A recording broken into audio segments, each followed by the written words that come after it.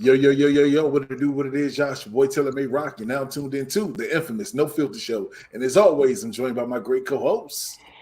Yeah, y'all know these vibes. It's your boy K Quick, Beats Bars and Faith ENT in the building. Y'all know these vibes. Let's get it. Man, and of course, it's your man G.I. Mo, a.k.a. non-GMO. You know we up in this bitch, right?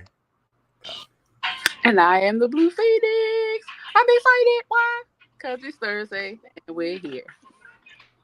What it do, Miss Nikki? And I am your girl, Just Star, the extraterrestrial diva. What up? What it do, my good people? How y'all feeling? Live free and prosper. Indeed. I'm good. I'm energized, bro. I'm energized.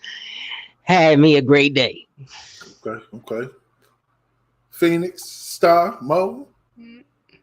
I feel great. Are we ready? Are we? Listen, this is what I'm gonna say. I have remodeled my basement, and I was thinking about putting vaginas everywhere, all over my walls. What? Lord. Oh Lord. Have you ever thought about like when people say they want Zen? Have you ever been mad at a vagina? Have you ever looked at a vagina and got angry? Anybody? Even at your own vagina. To think we would have one night of maturity on this show. No. No. Vagina is very mature. If you ever got it, it's very mature. Lord.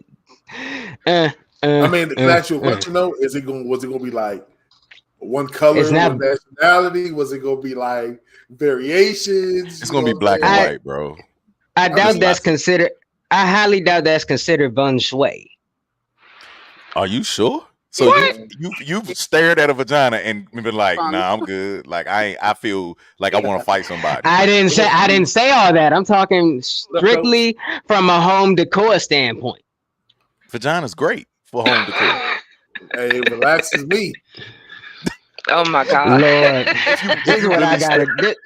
See, this is the stuff I gotta deal with on the Thursday. Look, I gotta be real about it. If you ever stared at a vagina, it looks like a conch shell. Like it looks like everything like symmetrical. It's perfect, bro. It's the entry. It's the gateway to heaven. When has vagina not made you feel good? Talk about it. I'll wait. That wasn't the question for us. I'm talking quick. I know. I'm just saying. Ladies, you too. It's funny that you said that. I saw online today they was posing the question to men, what does bad coochie feel like? The answers was oh my goodness, crazy. Well, I have to say this. I'm thankful for this. I've never had that experience. Shout out to me neither. But anyhow, let's get in. I want to get into something flat out because Rock, your boy, got his block knocked off. I'm just saying. I'm just saying he has this new sense of euphoria right now. Do you see that? Yeah. All them pins is out his head right now.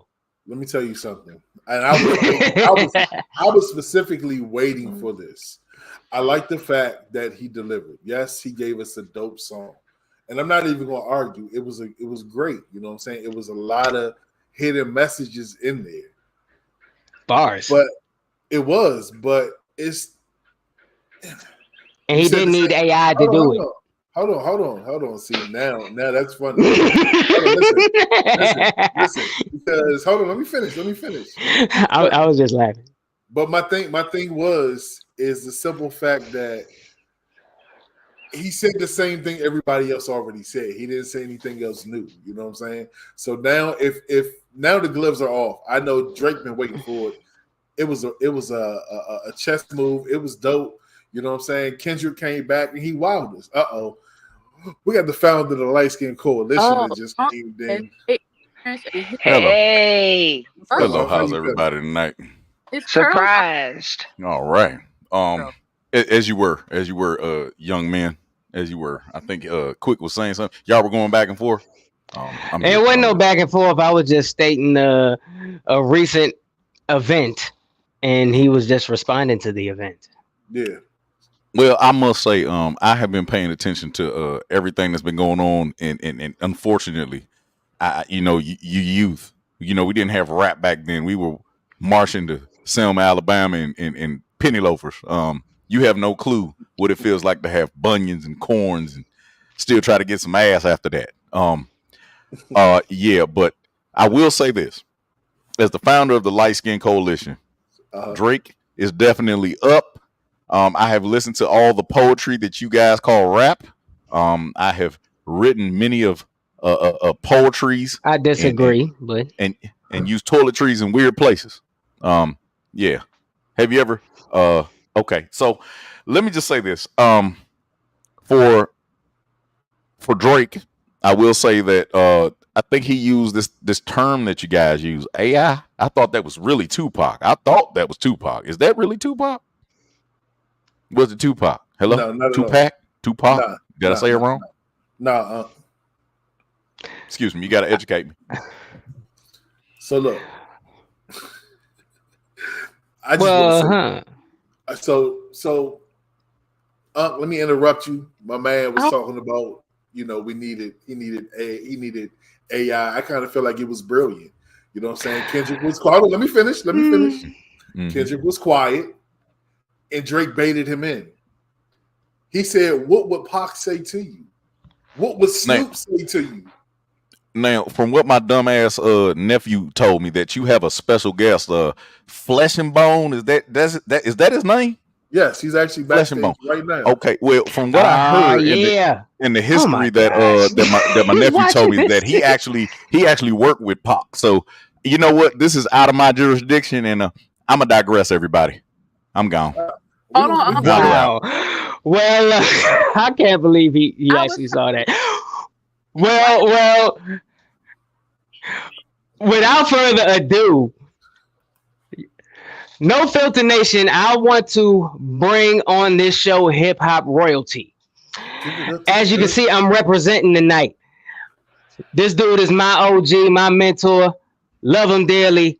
And I can honestly say, if it wasn't for this man, and Rock can say this too, if it wasn't for this man and his group, we wouldn't be rapping right now. You would not even know who K-Quick is.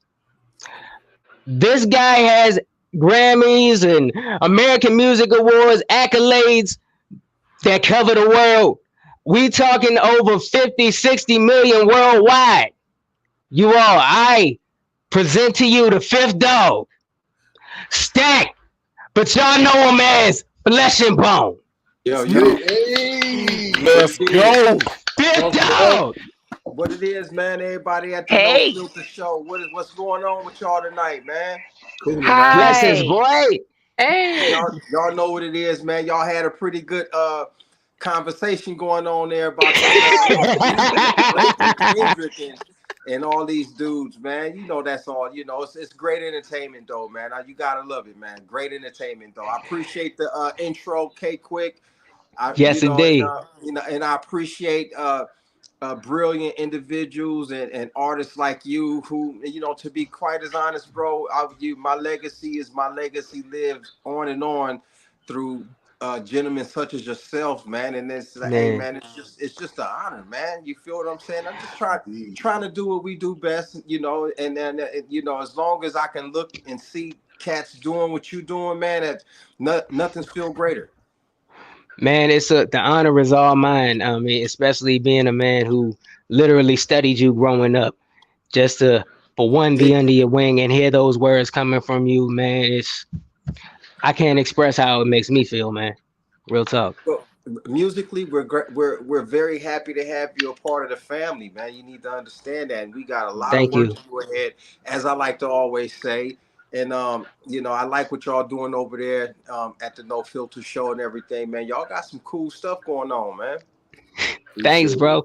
We appreciate it. Well, Flesh, before we get started, OG, allow me to formally introduce you to my counterparts here.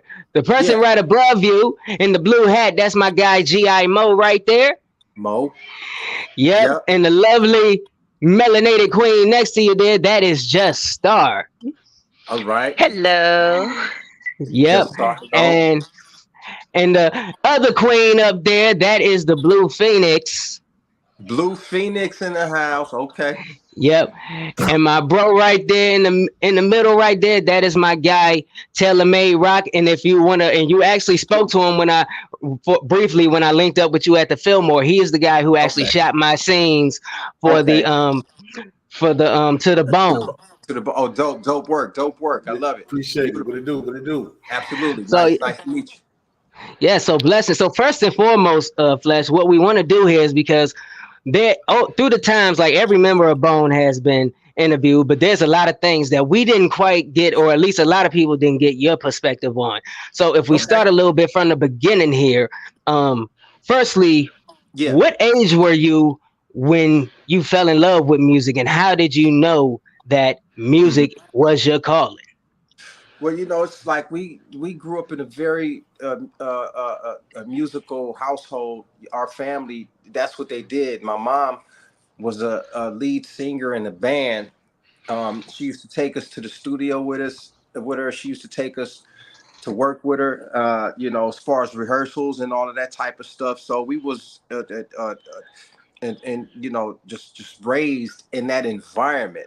Naturally we would go, play with the drums, get electrocuted with the electric, grab a microphone. I remember the first time grabbing a microphone and literally getting electrocuted by it, and shit tripped me out.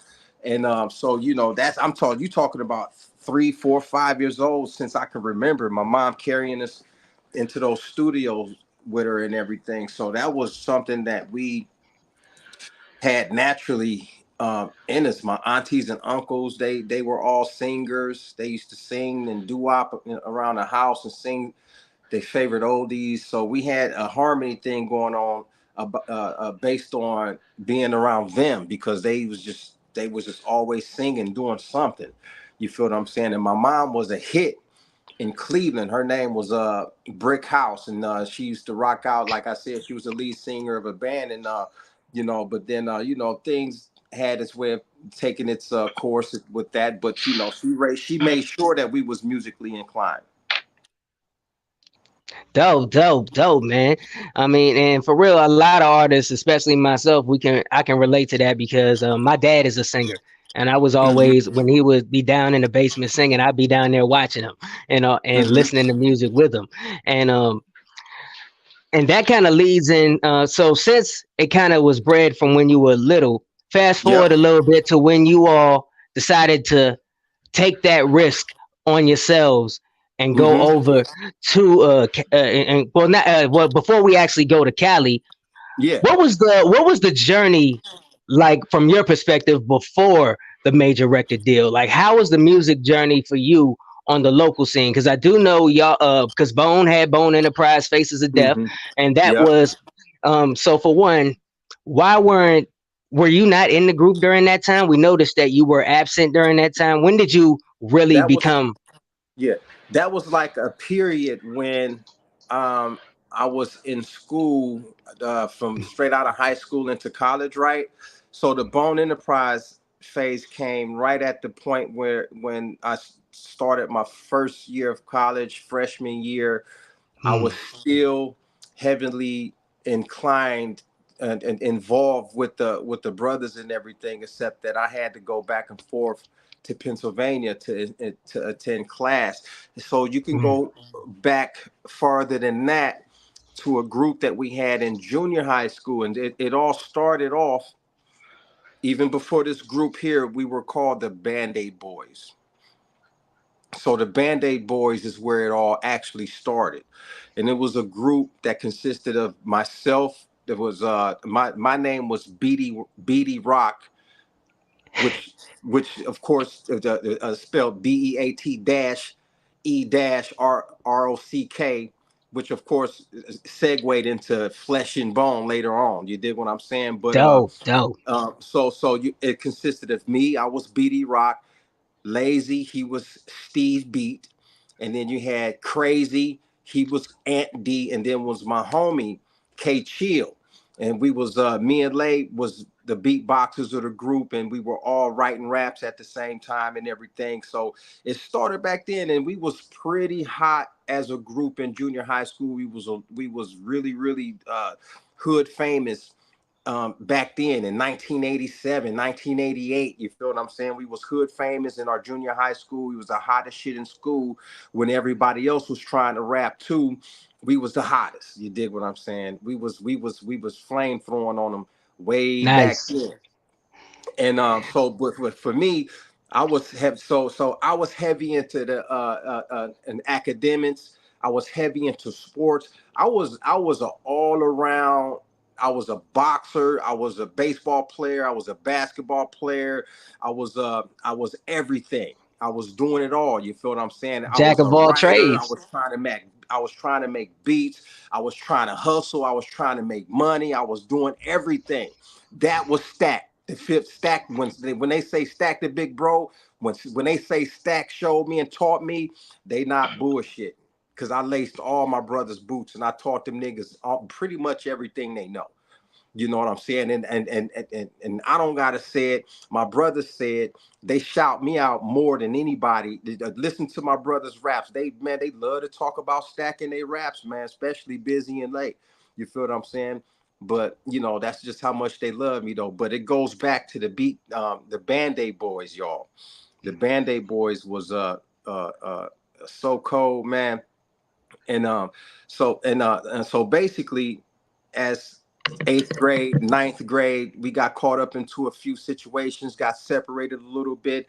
Blade had to go to Texas. He came back from Texas and got back with Ant and CC and everything. By this time, a national, not national. I'm a rising superstar on a basketball court. And I was dunking already in the 8th grade. 7th grade, I was up there, and I was a junior high. I was the only one in junior high school dunking on motherfuckers. This is how much talent I had. And you feel what I'm saying? So I had perspective to do that, but I never lost sight of my love for music, you know, following the DOC, NWA, Run DMC. All of those dudes are from my era that I always kept right there, locked and loaded in my deck, my tape deck. You dig what I'm saying? Yes, Always, sir. you know, right here, mimicking this. I always kept this giant mirror. Even when in college, I kept this giant mirror. I used to play my NWA, my DOC. You know what I'm saying? And just like I saw myself being that one day. I was either gonna be an entertainer one way or the other. I was gonna entertain your ass on that court one way or the other, or in that boxing ring too. Cause like I say, boy, I was a serious Golden Glove. You feel me? Or I was gonna be rapping one way or the other, or producing beats or whatever the case may be.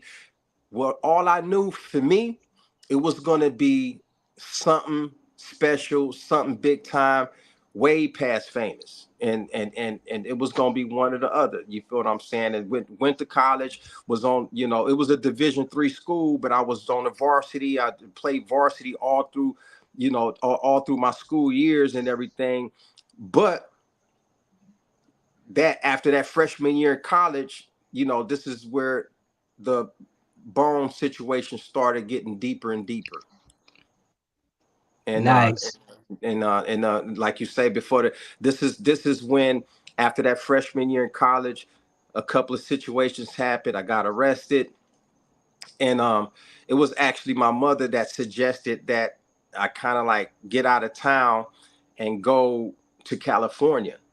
Just get out, go Really? see what you can find. Yeah, my mother, the same woman that taught us, you know, gave us our musical creativity and ability. She was the one, you know, because I was in trouble. I had got arrested. I got caught with some dope, and I had a warrant out for my arrest. And my mother just pulled me, you know, to the side one night. Was like, "Yo, you got to get out of here because it ain't no time for you to be going to jail right now."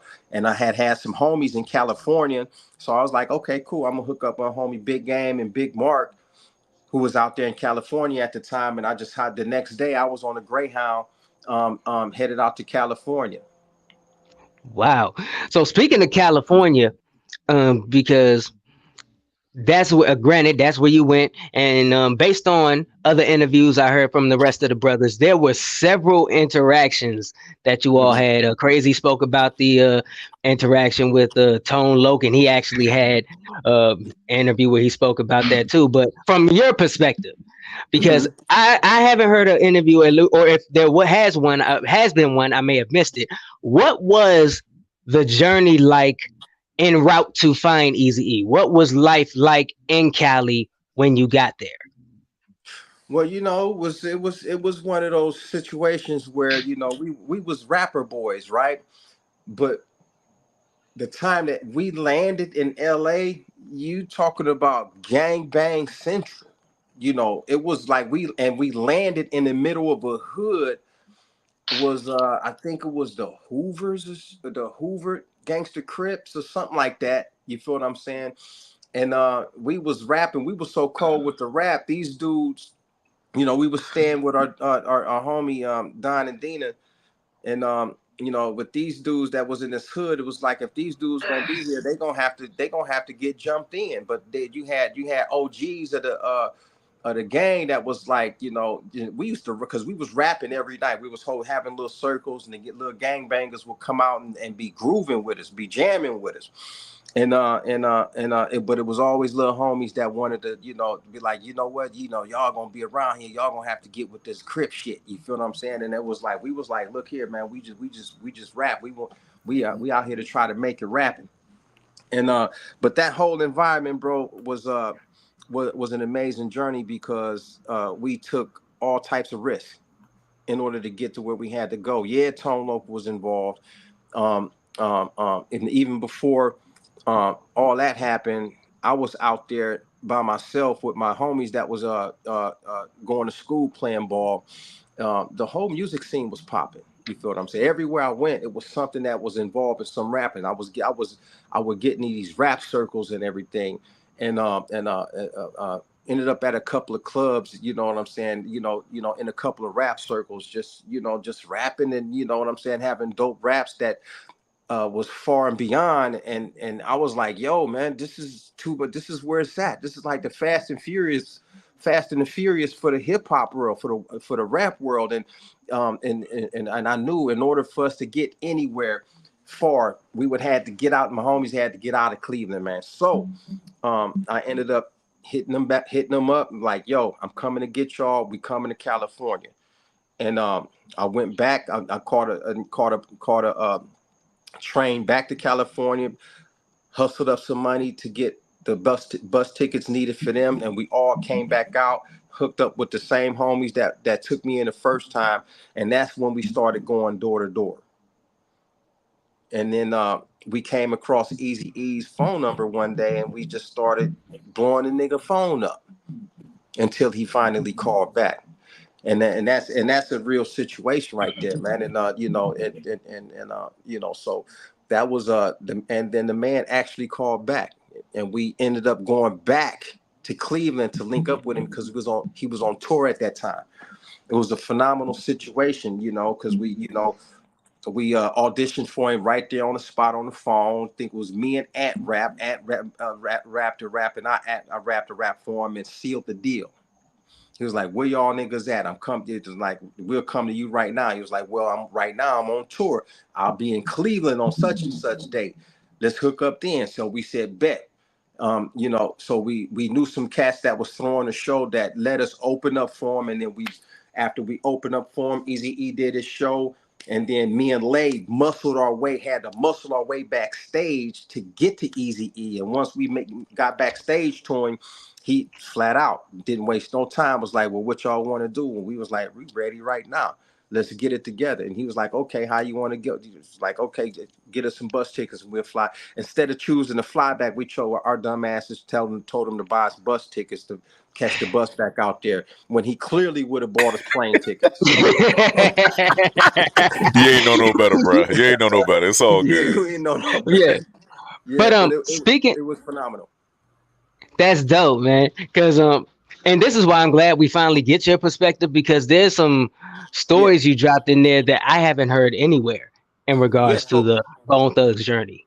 And y'all get to hear a little bit of it here first. And right now I'm in the middle of the Flesh and Bone memoirs, my memoir, and it's my Bible about Bone Thugs and Harmony and the sacrifices that was made to get the my group to where they had to go. From my perspective, you feel what I'm saying? Because there is a missing link when it comes to that. You know, I'm talking about a 10-year block when I had to go to prison for 10 years. You dig what I'm saying? And come out. Right. Even before that, you know, I may have not got such a fair shake based upon the struggles and the troubles that I was going through as a young man, fighting those demons, fighting those drug addictions, fighting, you know, because when I first got to California, one of the first things the homies did with me was smoke some fucking Sherm. You feel what I'm saying? So that shit kind of like took me off my hookup way. I was on fire. I was real triggery when it comes to, you know, I was always quick thinking, and you know what I'm saying? But all that Sherm smoke made me more of a daredevilish, kind of like, I wasn't afraid of. It wasn't shit that I was not able to conquer or afraid of. I wouldn't, you know, but the Sherm took me to the point to where I would frighten motherfuckers sometimes. You feel what I'm saying? And this is a missing link. And, you know, people don't know about, okay, why Flesh was missing here or missing there and everything. I was going through some shit, struggling, trying to stay on the scene. But it was also motherfuckers behind the scene trying to pull me away and take me out or count me out and nothing like that. Not my brothers, but other motherfuckers. You feel what I'm saying? Man, crazy, man. And so speaking of like when you got with Eazy-E, so for one, let's fast forward. You all drop Creeping on the Come Up. You blow up Yep. from that, and then of course now you were actually the first Bone member to go solo, 100%. and definitely, and granted, it was dope because you actually, especially because y'all implemented the sing rap and blew all that up. I noticed when y'all went when y'all started doing your solo projects and y'all started doing features, I noticed that most of your features weren't even with rappers. Y'all started hanging in there with other R&B singers. Like I remember 100%. you and Montel Jordan got a few joints together, dog. So Montel, I had one with Monisha. It was a few of them. Of course, Mariah Carey came later on in the picture, but we had an agreement with each other. No matter what, we definitely was gonna do the Bone Thugs and Harmony thing, but we had an agreement with each other to do to support each other on solo efforts as well. So that's right. how we out the gate. This is the conversation that we had. Was that okay? We're gonna do our group shit. We're gonna also do some solo stuff. We might even break down and do some duos, and you know, and that's where you get the Bone Brother projects from. So we had this planned out from the beginning. Was there any pressure on you being the first member to go solo? Like, how was that whole process? Like, how was it chosen? Who was to go solo first, and what was the process of building up to release that first project, THUGS? Well, you know, I think it was just all the matter of you know, God's plan and God's will. The way the ball bounced in my corner at that time, and because I was bouncing back and forth from one studio to the next from 1995, 1996. I started recording the Thugs album roughly around after the East 1990 Eternal album was done. That's when I first started recording some of the first tracks for the Thugs album, and then was actually recording the Thugs album at the same time simultaneously along with the Art of War 1 and 2 albums. So I was bouncing. I had in Hollywood. I had 2 studios in Hollywood that I was going from to record my solo stuff, and then, you know, I'll be there for 6-7 hours, and I'll go to the Bone studio and we were just bouncing back and forth from both studios to knock out 2 birds with 1 stone and 2 projects at a time. So I was having a ball, and it was the only pressure of it was not being able to get enough features and add more songs to the collection. You dig what I'm saying? And Yeah. it was one of the most fabulous times in my life, and it was amazing. It was an amazing situation, and then the rest of the fellas hadn't started recording anything for their solo projects till well after like 90. I think Busy started his in like 97 or 96. No. I think Thug's Cry came out, if I'm not mistaken, might have been 97, something to that effect, or it might have been Yeah. later. Yeah. Yeah, So I think his album dropped in 98, if I'm not mistaken. I think so too. Yeah. It was definitely after the Art of War.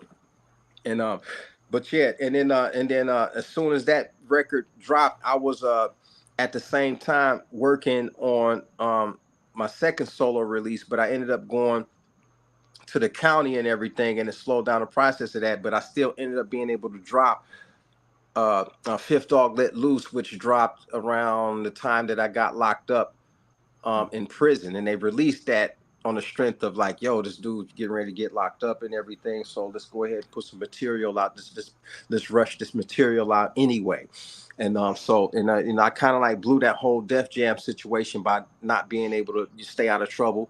Of course, wild, young, dumb, whatever. Not dumb, because I was too smart for my own kind. You feel what I'm saying? And that was the fucking problem. It was just that, Right. I was on fire, bro, and I was trying to conquer the world, and I did. By the time I got locked up, bro, I was like having a whole world at your fingertips. And we were the number one group in the entire world, and all of a sudden I had to lose all of that to go do my bid in the prison California penal system. You feel me? So it was devastating, but the solo stuff was amazing, and that's why I rock so hard right now with the solo stuff and try to light the fire from under my brothers. Right now we even trying to get another project done right now. Lit. Speaking of which, Yeah. I'm gonna ask you later on in the show, how in the hell was you gonna make beats with analog? Okay, that I'm curious about that. How did you make beats with analog? But Analog, I love analog. That's one of the favorite. Like, you get your crunchiest, grooviest sound you working using analog. You talking about back in the 90s, right? Yep. Yes, sir. Kenny McLeod and DJ Unique was the master of analog. They was the ones, the equipment they used to have set up in the studio. I pulled my keyboards down and everything to make some room back here. But that's one of the systems that I like, the program. When you go analog, those, to me, it gives a crunchier sound. You asking how do you make beats analog? Yeah, I think that was the question. Yeah. Well, it's just like you got to be able to go all the way outside the box, and no matter what it is, analog, the DAWs, preferably your DAW gonna strap you into everything in the universe anyway. So, that's how I go. And then I learned from some of the best. Like I said, I used to sit in the studio with Kenny McLeod and DJ Unique, and tell them to make the beat like this. Dun dun dun dun dun dun dun dun dun. We would come up with the rhythm, and then they'd just right there, they'd bang that shit out right there on the keyboard and on the MPC right there. So let me ask you this. DJ Unique did a lot of beats for y'all. Do you feel that DJ Unique gets his just dues within the legacy of Bone Thugs and Harmony? In a sense, I would have to say DJ Unique, even to this day, still hold his own. You dig what I'm saying? I don't need, I don't give a damn about all those other producers out there. They hot as fuck, from Metro Boomin to Swiss to Timbaland to Dre. You know what I'm saying? I'm gonna have to say yes and no, but DJ Unique is pretty much recognized wholly in the Bone Thugs and Harmony realm, because he's one of the super producers that helped produce Bone Thugs and Harmony and that sound right then and there. You feel what I'm saying? So he's recognizing that. You feel what I'm saying? As far as stepping outside the box, you know, and lacing other people's boots or whatever the case may be. You know, even still to this day, I use DJ Unique and Kenny McLeod are sometimes my go-to, because they got that sound. There's something about their sound that's just that's like a magnet with Bone Thugs and Harmony. Even when I'm doing solo shit, I got to turn it in for something. Like, yo, I'm doing a new project, Kenny. I'm doing a new project. Yo, Unique, I'm doing a new project. But I think they, in a sense, bro, they hold their own, and that's pretty much how I can say that they get they just due with respects that they help produce the greatest fucking group of all time. Now, I'm not knocking Wu-Tang or Cypress Hill and none of these other cats, man, but they ain't no fucking Bone Thugs and Harmony. So let me ask you this. You know, yeah. So out of all the beats that Unique made for y'all, and it's a hell of a catalog to pick from, what's your number one? What's that beat that when you still hear it, you be like, this is my joint right here? Well, you DJ, oh man, shit. Oh wow, you got it. This like, let's go. I'm gonna say for me, it's our Cleveland anthem, East 1999. Yes, classic. Classic. It's that one for me. You feel what I'm saying? And that and you know, and for a lot of people, they'll say Crossroads, which is cool too. And for a lot of people, they'll say First of the Month. But for me personally, that the East 1999, like Cleveland is the city where I come from. That's an anthem that put my city on in the lights of nobody ever thought would happen. You feel what I'm saying? So, yes, sir. So and that's Bro. DJ Unique. You feel what I'm saying? And for Kenny McLeod, it's Thuggish Ruggish Bone, of course. And but DJ Unique is still a monster in his own right. And I got a couple of missiles laying in the cut waiting right now, you know, that we getting ready to release by Unique. Oh snap. Bro, I can't wait to hey, hear look, it. y'all whole band made me grow my fro out, bro. Real talk, bro. I want to be from Cleveland so bad, bro. Real talk. I had the braids too back in the day. Like I had the long hair because of y'all, yo. That's a beautiful thing, man. Ain't nothing wrong with it, man. It's the way we were able to influence, style, culture, sound, dress codes, hairstyles, man. That's some cool shit, man. It's like it ain't nothing wrong with being internalized a little bit if you can, But I appreciate y'all representing the brand, though, man. I can't Always. I gotta ask you this deep question right here. Absolutely. After 30 years of being on the map, 30 years. Can you conceive that? Did you think that after 30 years that we would be right here you would be getting interviewed by some youngins? You hear what I'm saying? I mean, y'all young is getting it in, man, and I appreciate that y'all, holding it down. I know y'all, heavily musically inclined, and 30 years. I would hope so. I would hope, I'm humble enough to say that I'm grateful to be around still 30 years, being able to have interviews and, do concerts and do music still and still be able to have a platform to be able to voice my own creativity. It's never in a million years would you think that when I was 20, so put it like this, when I was 20 years old, ain't no way in hell that I would think that I'd still be a super hot sauce at 50, because I'm 50 now. When I was 20, I just couldn't think it. But the fact that, the artist that I am today, the man that I am today, the all of that and above, bro, I run circles around 20-year-old flesh, 25-year-old flesh, 30-year-old flesh, and I owe all that to my family. You feel what I'm saying? Definitely. Yeah. So Flesh. So we got all the way up to East 99 here. So once again, we've heard almost every Bone member speak of this, but we want the OG Stacks perspective on this. Now, after the sudden and unfortunate passing of your mentor, Easy E. Yep. What was the environment at Ruthless Records like? Like, what was your experience after Easy E's death with Ruthless Records? Oh man, so it's so many different um, vibes there. The environment. It was so much shit going on. I think it was already etched in stone what was going to happen with Bone Thugs and Harmony, because um, there were some professionals that were able to come to the table to make sure and push it even further. And I think Eric Wright would have been happy with how things turned out for Bone Thugs and Harmony after he passed during right there when we were getting ready to release the Eternal. Well, he didn't even make it to see no, he was alive for the Creeping on the Come Up album, but not for the Eternal album. But the staff that came in to replace him was more professional and couldn't have done a great. Did a great fucking job, in my humble opinion.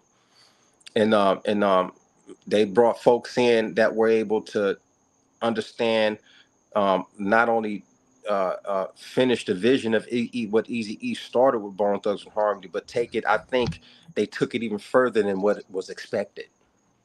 Hmm. They took the shit to the fucking moon, man. They took the shit out of the stratosphere into another fucking realm.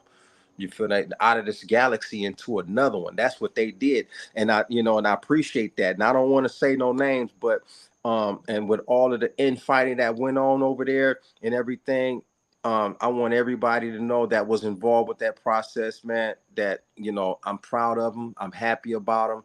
I don't care who it was. If you were there trying to make it a success, you couldn't have made it no better of a success than what you have. And everybody there went above and beyond board. You feel what I'm saying? So, and and I do have my hiccups as far as certain how certain things went down and everything. But I'm gonna have to shed light on that in my book. So I'm gonna have to keep y'all's on pins and needles on that cliffhanger there and everything. But I got my favorites and I got my less favorites. But they all did a hell of a fucking job at making Bone Thugs and Harmony the biggest fucking name brand on the planet.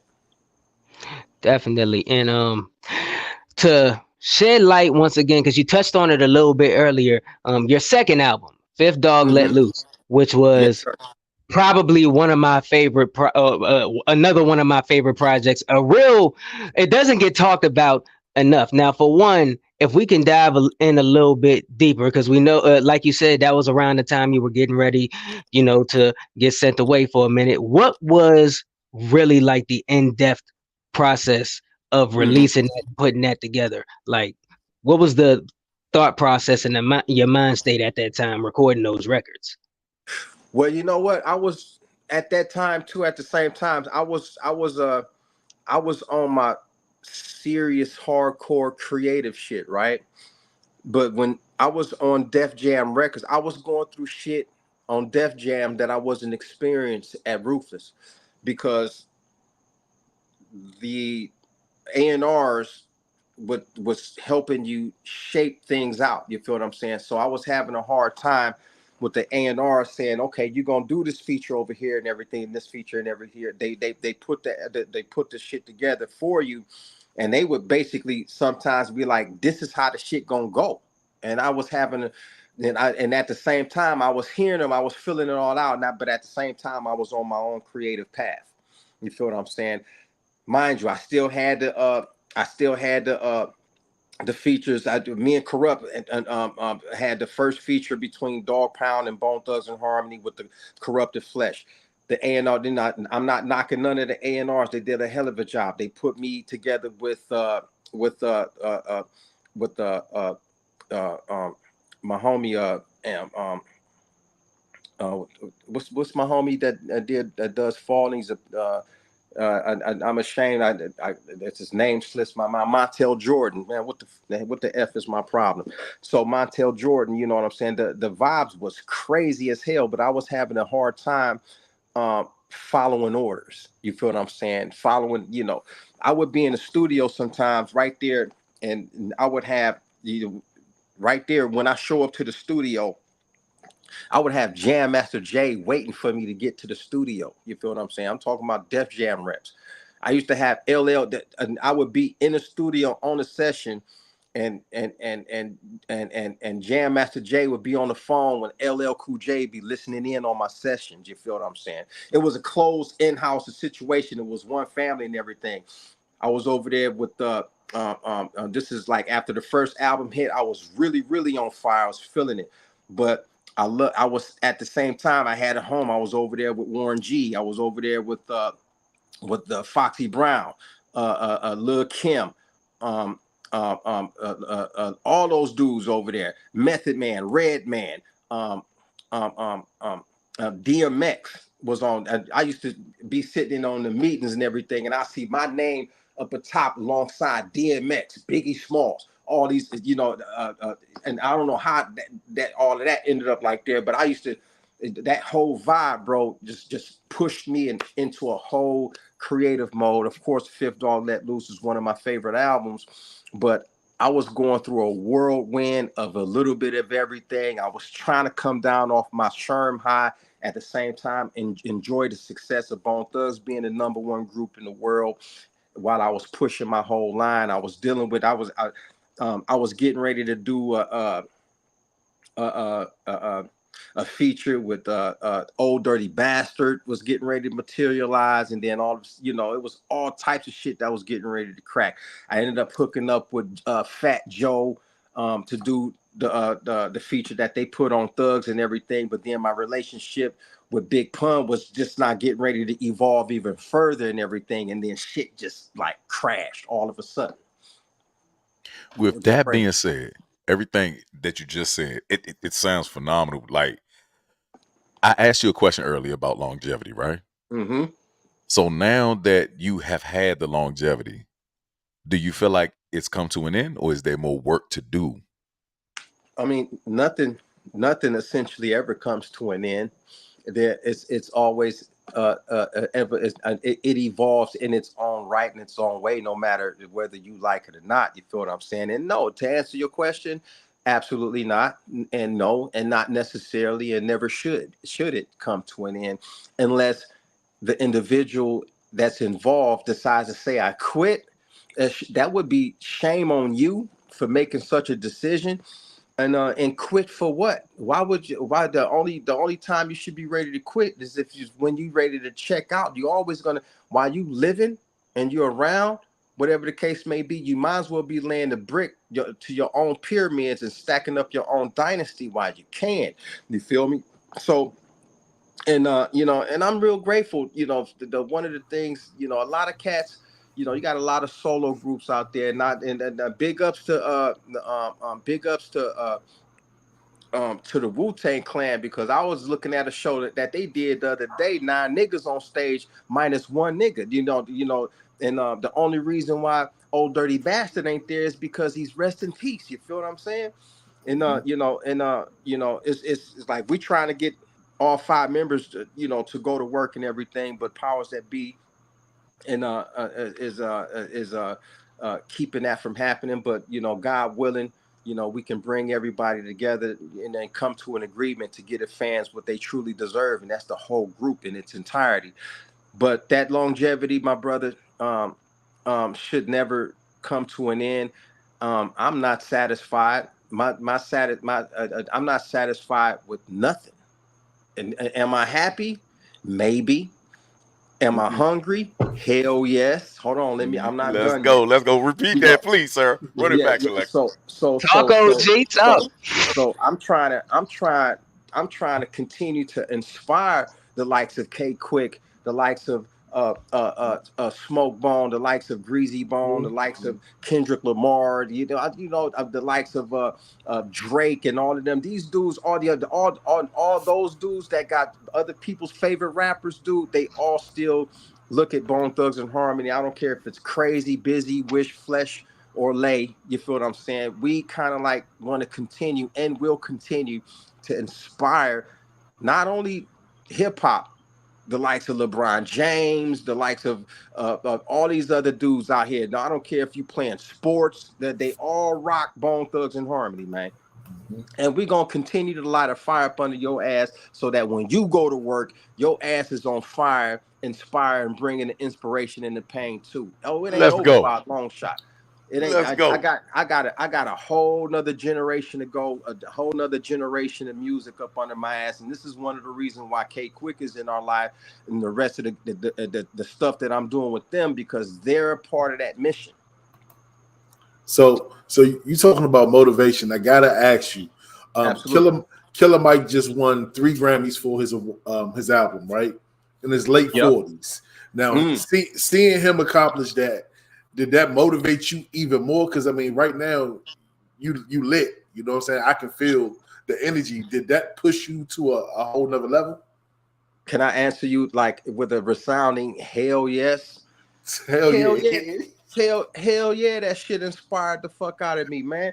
Because you got motherfuckers, you got naysayers in situations like that. While that was happening, Killer Mike was the last thing on their mind, thinking that he was gonna step up to the plate and take home those trophies, man. So, and his story within itself is inspiration for me, and how he was able to accomplish that in his career, and which sparks, his career is through the stratosphere now because of it, and that's inspiration for everybody, not just for me. And that's for everybody to look at and say, "Wow, dog, it's on and popping." If that's what's going on out here in the world, and cats, that's been working as hard as cats like him has been putting in work, man, and you gotta give him his props. Killer Mike is dope. That man is on fire. He's always been one of the most creative that came out of the South, man. And the South needed that. You feel what I'm saying? Because they've been on the map, but it's like now they got that full recognition because of that. You feel what I'm saying? But I love it. I love Killer Mike. I love what he represents, and his creativity and everything, and him being able to accomplish that was massive inspiration for me. So one more question for you, and then I'm gonna let everybody else get to it. Now we've been talking about the longevity and the motivation. Now, we all know that being in a group is kind of hard to keep everybody together. There's everybody has an ego, everybody has their own mission, and you guys are family. What's the secret? Because we see groups come and go all day. How do you keep the family part intact and not let that drive you guys apart? Well, they say the family that pray together, stay together. Me and my brothers, whenever we get together, sometimes, we like to, pray it up and give our prayers and thanks to the Lord. We try to do that as much as possible. You pray together, you stay together as long as, God will. And this goes for everybody else too as well. And I think you took the words right out of the mouth. One of the secrets of Bone Thugs and Harmony is the fact that we are family, and we are family oriented, being that even though Busy, he was a young man when he came to my family. I think it was like 10, 11 years old, maybe even younger, maybe 12 years old, something to that effect, when his father brought him home to us. And I'm Crazy, of course, been on him since junior high school. Wish, my cousin, Lazy, my brother. The fact that we're family oriented like that is one of the keys to our success. But I still got big ups to cats like Wu-Tang Clan, because it's not too many other groups that's out there. Like I say, I was watching them at their residency in Vegas, man, and them boys was kicking ass. 9 niggas on stage. I'm like, damn. It's 9 of them motherfuckers, and they all up and they all share the same fucking stage. That stage can be 10 feet tall, 10 feet wide, or 30 foot wide. Them same 9 niggas is still getting up there. And mind you, they're not always all 9 niggas at every show. They split up and do whatever the case may be. But and I look up to that. You feel me? But Bone Thugs and Harmony got its own secret sauce with the fact that we are a family. Our parents knew each other. They all knew each other. I don't know if it's like that for those other dudes, but all the Bone Thugs and Harmony parents, they all grew up with each other, their family, you feel what I'm saying? Sisters and uncles and everything and all of that. They all went to school together and all of that. And then it's great to be a family and everything, but we're trying to take care of it. This it's a business at the end of the day, and you got to be able to understand that we have fans that we're accountable to at the end of the day, and we want to be able to deliver Bone Thugs and Harmony as a whole. What we trying to do right now. Speaking of delivery, hey Flash, I'm gonna do what we all do. Got you, baby. And Stars a girl. Thank Uh-huh. you for.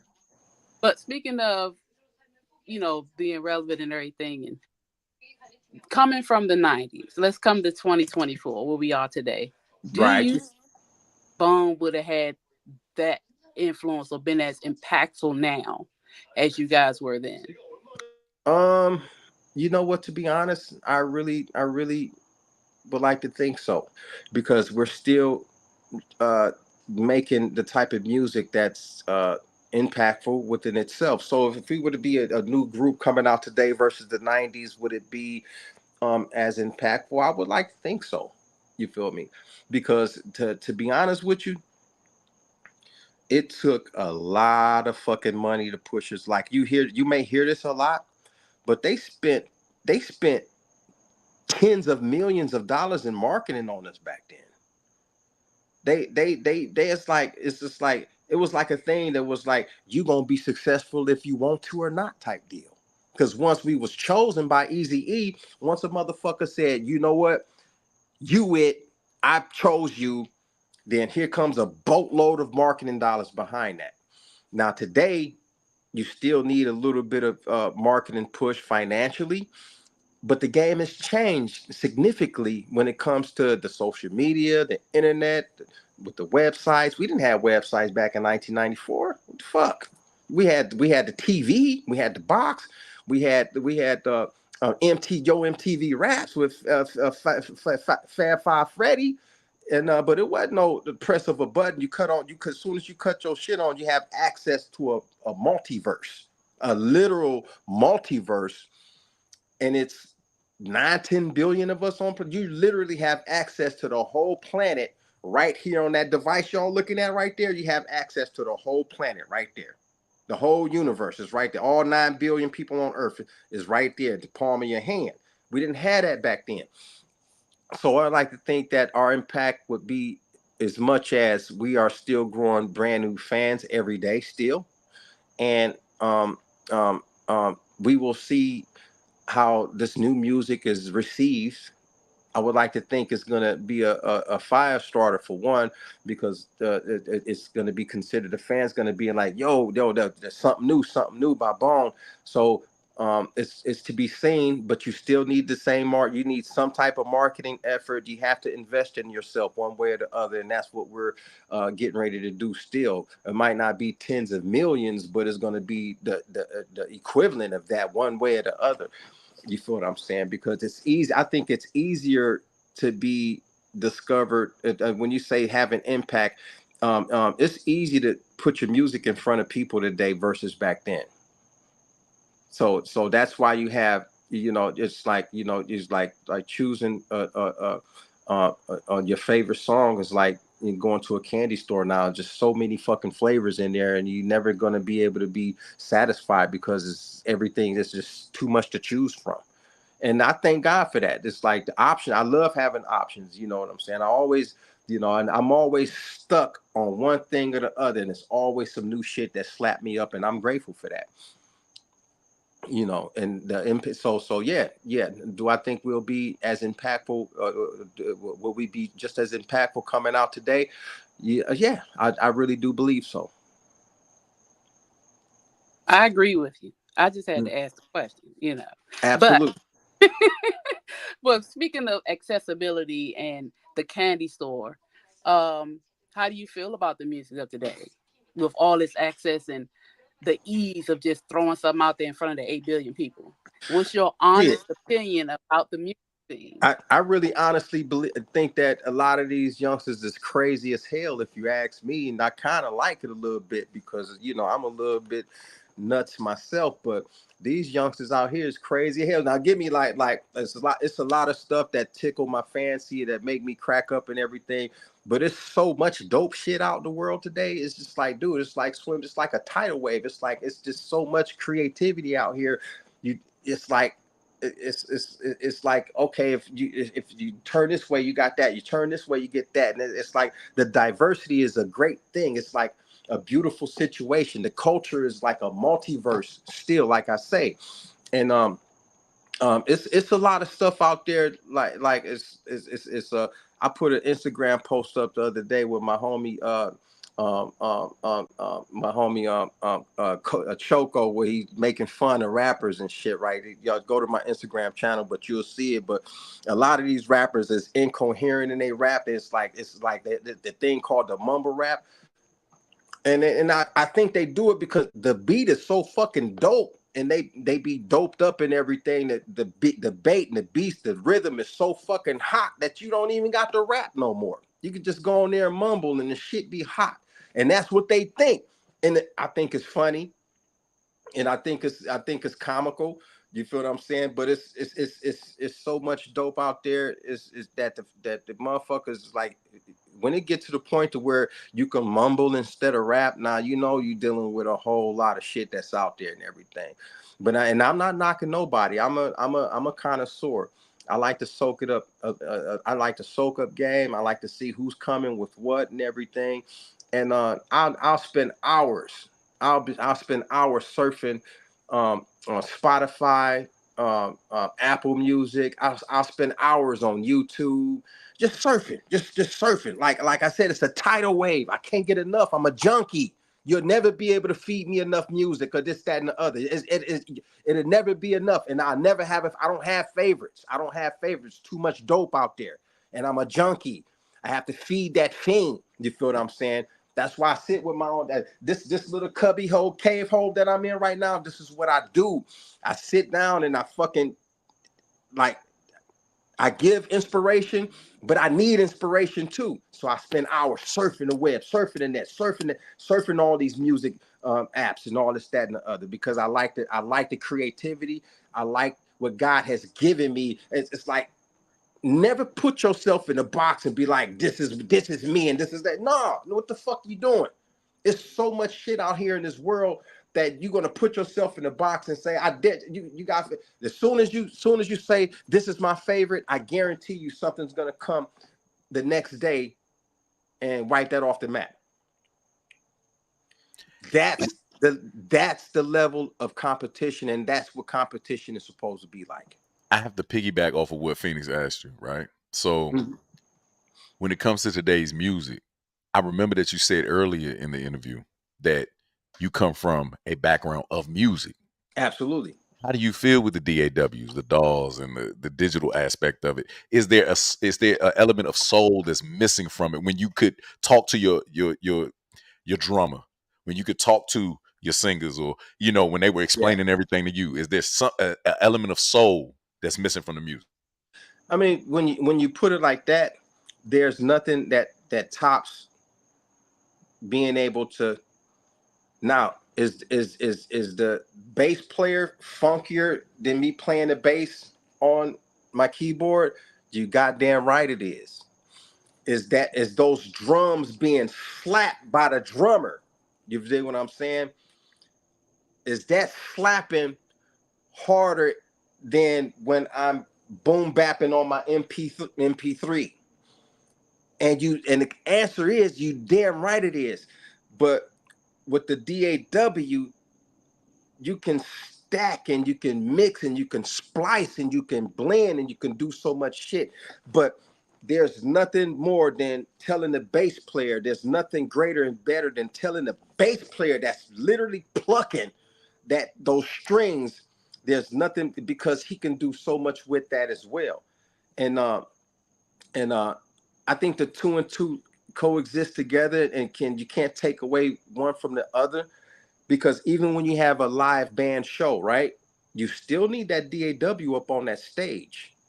You still need that computer up on that stage that's running some of those main tracks and everything. Now that drummer and that keyboard and that bass, you feel what I'm saying? They're up there to add that live analog effect, that gritty, that grimy element. You feel what I'm saying? But I think with the invention of the internet and the DAW and being able to have millions of plugins if you so choose. You feel what I'm saying? I just like the fact that you can get a lot of analog out of the DAWs. You can still do that, and your creativity can be just as sick. But there's nothing like that Mini Moog. I just downloaded an instrument the other night from Ape Shit. I just got the box from Ape Shit. Now I love this instrument and everything, but when you're dealing with the analog, the Mini Moog, I'm sure you guys are familiar with the talk box on the Mini Moog. Oh, for sure. My sounds are limited, and I love my Ape Shit collection because I'm creating some real hot shit off that shit right now. But as I'm using it and I'm putting it together, I'm wishing that the library was extended, and then that's one of the side downfalls of the DAWs versus the analog, because with the analog talk box, you can say whatever the fuck you want with the talk box tool.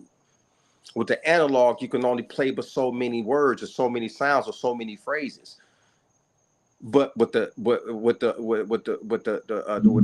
Mini Moog talk box or the keyboard and whatnot, you can there's no limit to it. So it has its pluses and its minuses, and to a certain degree. But I just while it's like science though. It's like science though. The DAW is just is an invention that keeps on giving. So I have a question. Since you're speaking about the stage, I want to ask you about the versus battle between you all and 3 6 Mafia. Typically that's supposed to be a celebration of music. What was your mindset going into that on stage battle? Well, it was an amazing situation, man. And I think I think 3 6 Mafia came with everything and the kitchen sink. You feel what I'm saying? Because I think they knew that they had to do that. We had a couple of tricks up our sleeves too, and those brothers came with everybody in the industry. So that versus was basically Bone Thugs and Harmony against the whole entire industry. If y'all didn't notice. I will second that motion. I will second that motion. I was watching it and I did not like that, bro. I was like, why? Hold up. Who is Juicy J bringing on stage now, bro? Like, nah, bro. It was unfair, bro. I mean, look, I don't want to sound biased. We covered it, and we said it was a wash. Bone for the win. Like, because Flesh, what you to let you know, when the verses was on, we actually did a live watch along right here on the show. Damn. So yeah, we did a live watch. If we go back in the archives, we'll probably repost it or whatever. But we did a live watch along. But from our perspective, it looked like y'all was just knocking them out each round. Like maybe on the first watch, it looked like it wasn't even close. It looked, and this is like not because I'm a fan of both you and 3 6 Mafia, so I was going in as unbiased as I could, and literally.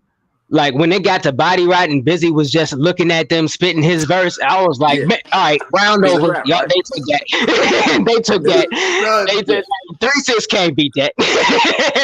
So I think we definitely mopped them up and everything, but I appreciate the fact that they came with everything, every ounce of gusto that they had, as they should have. You feel what I'm saying? But I don't think nothing can step to the pressure and the heat of a Bone Thugs and Harmony rap off a song or going could, and everybody can say that they got hits and everything, which is pretty much true, be it that as it may. But you can put us up against anybody, man. And at the end of the day, I think Bone Thugs and ultimately come out on top. And we don't. I'm not saying this to knock nobody.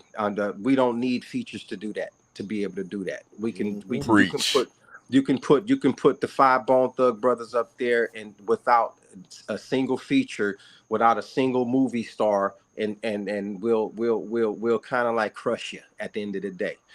And I appreciate how 3-6 put that together, because they helped make it the greatest show on earth. And when you look at that versus, it was the most entertaining thing in entertainment in a long time. You feel what I'm saying? It wasn't nothing that ever existed that happened like that.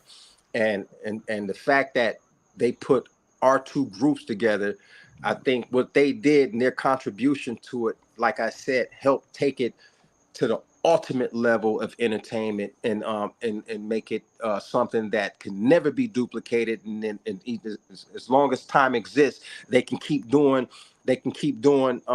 versus battles over and over and over again. It'll never be one like that one. Y'all are definitely the standard. Like in my opinion, y'all Bone and 3-6 was definitely the best one, in my opinion. I second that. I don't think they no matter how many verses that they done put together, I don't think none tops that. And mind you, not even with the it turned into a real versus battle, because our securities was out there trying to knock each other out and everything. So when they cut the cameras off, it was a few elbows cracking some heads and everything. They didn't show you all that part, but it got a little bit ugly up there for a minute. And Well, it was, yeah. Yeah, it was definitely exciting. Yeah. So my question is, how do you feel having reached your goals with your brother right by your side the whole time? Oh, Lil Light and Lil Lay, that's my little loved one, man. That's like that's my best friend. He was my best friend when we was little, when we all we had with each other. And then we started getting brothers from another mother. They turned into our best friends and everything as well. And but words cannot describe how significant that is to to have accomplished so many amazing goals with your brother like that. And it ain't over with. We still got work to do. And like I said, I'm working on my personal story, my memoir book. It as well as it's going to be a group book as well. It's going to be a biopic. There's going to be other and other pieces of films. It's going to be other maybe some type of Netflix series or whatever the case may be. It's a lot.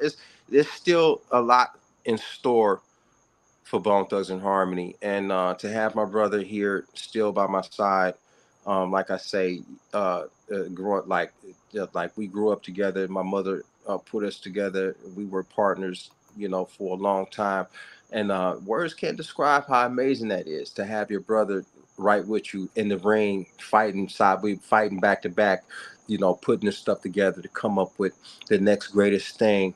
It's a godsend. It's a God bless, and I just can't. I'm excited to see what else God has in store for us. I think that's beautiful. While I have your attention, why don't you tell us a little bit about the Living Legend Project? Okay, the Living Legend Project is definitely one of those projects. Living Legend is like, I felt that putting that record together, I wanted to say the reason why I called it that is because of the legacy that we have. 30 years, still sounding good, feeling good, looking good, and God willing, uh, uh, years of longevity remaining. My whole creativity behind that is to show to my fans, let the fans know that these legends are going to be here for a long time, and this is my effort to bring in the brothers that I've been working with: K Quick, Greasy, Sleepy the Hitman, even Gold Rush, Smoke Bone. These dudes are a part of that legacy, and and when we were putting together these challenges and everything, that's what this is all about, and it's like, now it's time to pass the baton. We're gonna still keep doing the things that we're doing, but we're saying, hey, what's mine is yours, and this is what we're introducing to the world. This is what we bring to the table as a part of Bone Thugs and Harmony legacy, and these gentlemen are legends within their own right, and that's why we chose to work with them and bring them to the table. That's why they're featured on the material and everything, and the presence that you see. So living legend is that which exactly what it speaks and spells. Bone Thugs and Harmony, a member of Bone Thugs and Harmony, we're a legend, and we're legends, and we're going to always continue to be so, on no matter what. Well, while we on the subject of legends, I want to ask you, female hip hop right now, I would like to know your take on it, and if any, who do you have in your playlist currently? Oh wow! For female, well, I'm old school, new school, So all these young ladies that's out here getting it. It's a couple of of course, I deal with the swag of like Megan Thee Stallion, Nicki Minaj, damn, what's the Migos wife name? Dude, they just broke up. What's that? Cardi B. Cardi B, of course. So you got Cardi, of course. It's quite a few.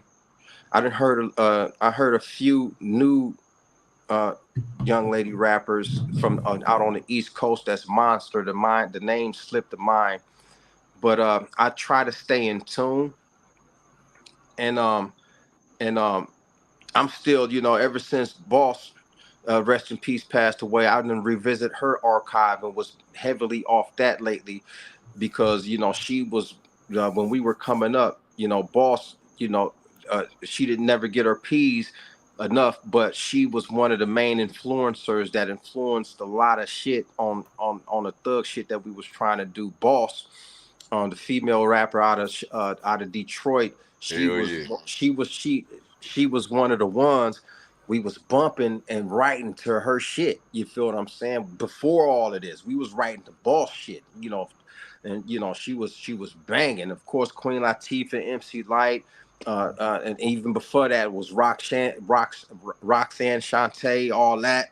You feel me? So, it's, I think the ladies that's representing the music, and I'm gonna kick myself up the butt a little bit later, because it's a lot of them that I've been rocking to, but it's just so many of them, and that the names just slip my mind right now. But I appreciate what they're doing. Their contribution to the culture is immaculate. And they, I like to focus on what they saying, instead of watching the videos, because they so sexy and everything. I get the drifting off into something else, and instead of listening to what they saying, I'm listening to them shake that ass on that screen, and I'd be like, you see what I'm saying? Now, how the fuck I'm gonna compete with that? You know what I'm saying? They got the musical content, and they got the body and the looks like that. Man, get the fuck out of here. That shit ain't even fair. To be honest, it ain't fair. They bring all that sexy shit to the table. Would you manage a female artist nowadays? Yeah, I can. Yes, indeed, I would. And that's one of the things I'm going to venture off into one day, as far as management and a concert. And I'm one of the next things that I'm definitely going to do is like to be a concert promoter and artist management. So that's something I'm going to segue into sooner than later. So yes, I would manage a female artist. I sure think would. Yep. Well, I can't rap, but I can type. So here's my question to you, to piggyback off of. Basically, I can be a secretary. But seriously, to piggyback off of what you just saying, I recently saw a video with the singer Tasha, So, and she still has pipes. So my Oh yeah. question is, do you anticipate either collabing with any of the new young ladies or spinning the block and doing another cut with Tasha? Oh well, yeah. This is one new artist out of LA that I'm getting ready to do some work with. Um, we getting ready to do some work with right now. Um, definitely. There's definitely a new up and coming artist out of LA that I'm getting ready to do some work with. But I definitely would look forward to being able to work with um, several other young ladies, female artists, and everything. Of course, it's a beautiful thing. Something I look forward to. Who that might be, um, who knows? Only God knows when those opportunities come knocking. Yeah. So, OG, to close this wonderful, once again, thank you again for Absolutely. donating your time and joining us today. It's been nothing but an honor, first and foremost. We appreciate you as always. But to close this out, Flesh and Bone, the man, Absolutely. artist, accolades, fame, all that aside, when all the smoke clears and everything is said and done, what do you want people to remember the man for?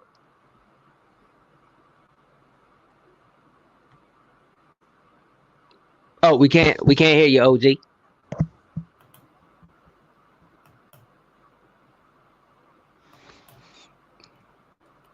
Uh-oh. I We think lost we him lost for a second. connection.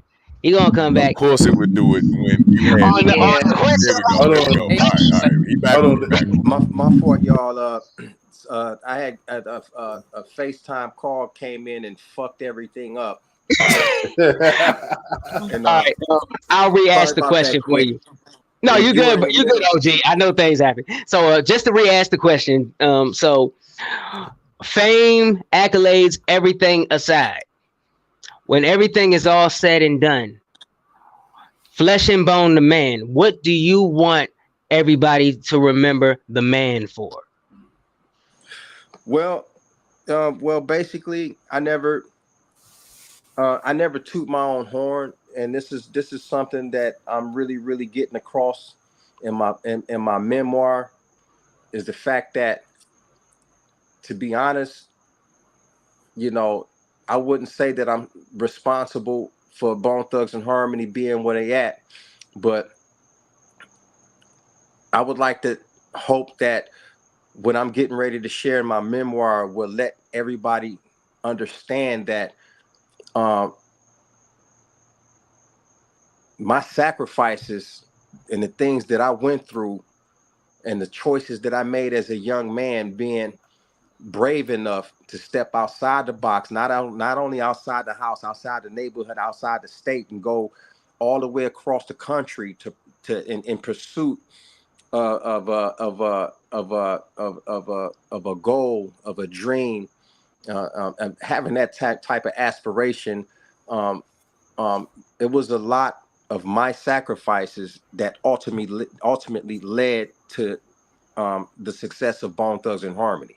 Not to say that I'm solely responsible of that, but one of these days, God willing, my voice will be heard, and that's why I'm writing about it, because I'm not expecting nobody. You know, if you leave, if let everybody else tell it, they're the reason why Bone Thugs and Harmony is where they're at. But I got a story to tell, because because who knows if we would have stayed in Cleveland, had there would there been if Bone Thugs and Harmony would have stayed stuck in Cleveland, where where would they be?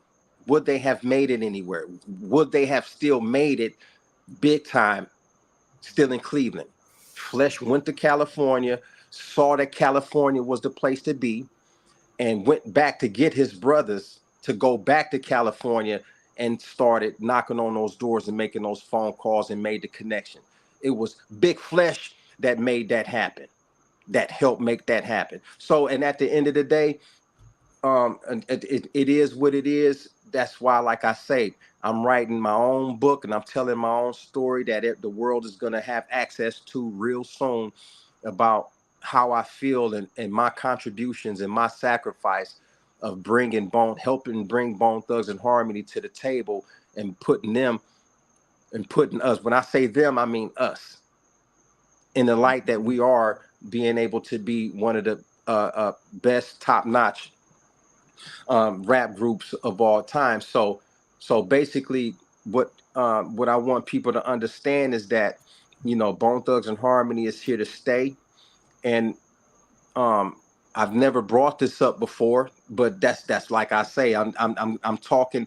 I got a whole fucking chapter in my book describing what I went through, the people that I went through, the fucking swamps of alligators that I had to deal with and wrestle with to get to where we had to go. You feel what I'm saying?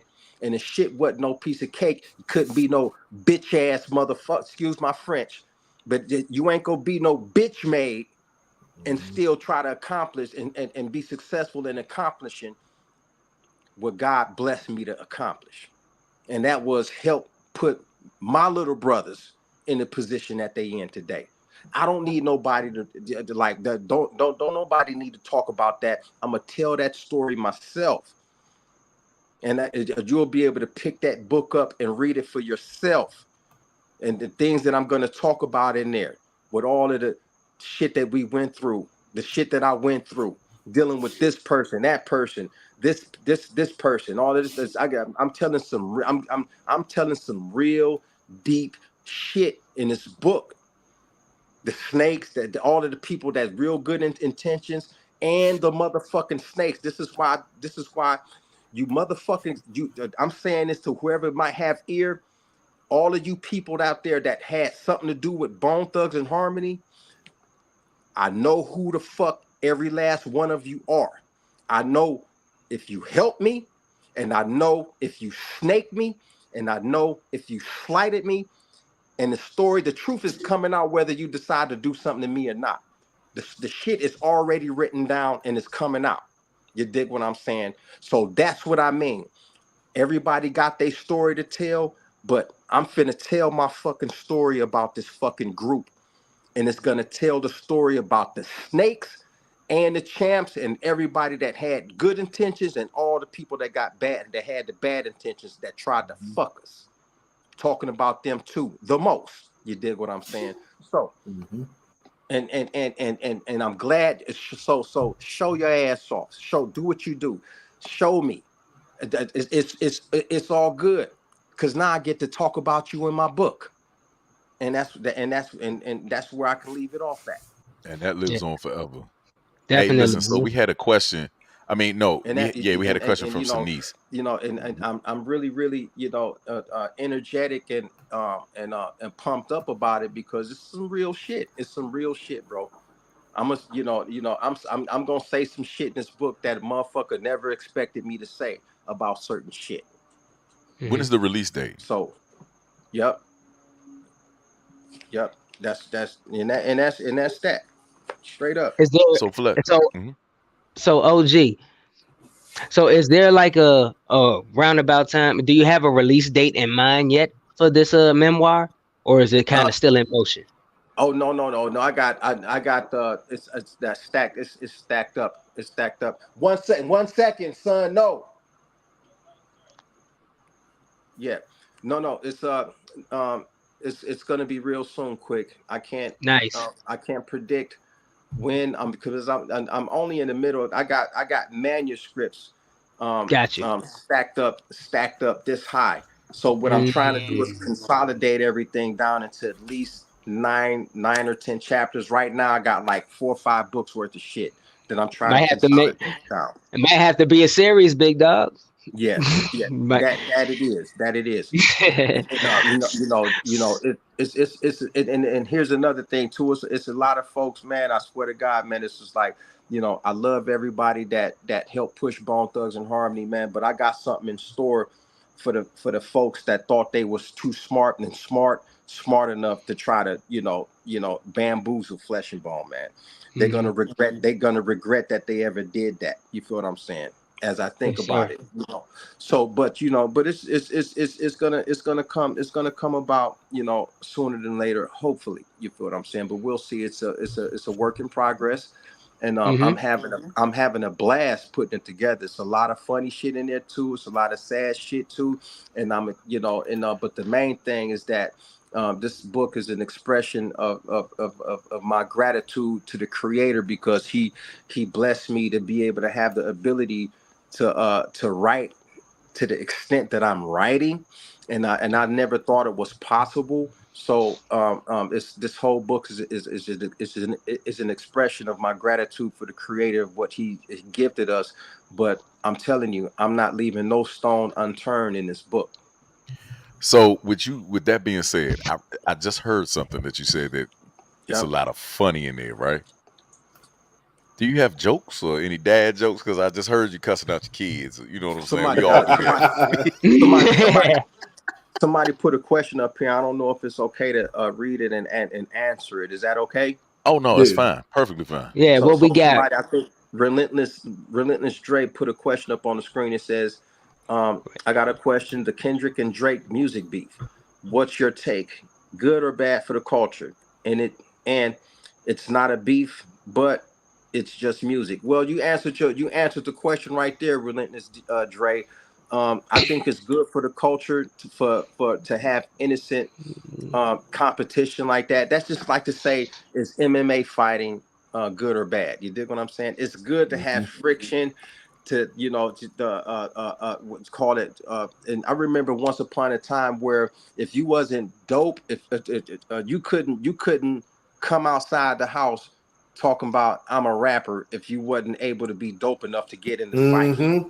Yep. You Facts. know what I'm saying? And that Facts. Yep. cipher, and if you're brave enough to get in that cipher, you're gonna come out a better rapper, because they're gonna bring something out of you that you never thought that was in you. And it's it's so it used to be a problem. Sometime a homie would diss another homie so cold he want to beat him up, but it's all honest fun. It's all in entertainment. It's just like watching a cowboy movie where shoot 'em up, bang bang. It's all entertainment, right? You feel what I'm saying? Mm-hmm. You have westerns, you have love songs, you have love stories, you have sci-fis, you have comedies. So same thing with rap. Sometimes you want to have a little friction with beef and everything, but it's all for the culture, and I think it uplifts the culture. And every now and again, ain't nothing wrong with talking some shit about somebody, man. What's wrong with that? It's a good thing. All right, so I gotta ask you. Who's winning the battle right now? Oh man, it ain't over with. It ain't over with till the fat man sing. No, but I don't know though, bro. I to be honest with you, I really can't answer that question, because I need some more. You feel what I'm saying? I need a little bit Facts. more action. You know what I'm saying? Because what they're doing is playing with the game, and they teasing the game. Let's see them all. Let's see them all come back and keep. Let's see who can keep it. It's not a Drake knockout Ken and a Cole knockout Drake. Or no, man. Let's see what you got. It ain't over with yet. Is all I got to say. Okay. By the way, one of my favorite diss tracks is "You Ain't Bone." Wow. See, wow, that's crazy. See, everybody. Yeah. It's all good though. Every now and again we like to dibble and dabble and everything too. So and then it's like that's just like busy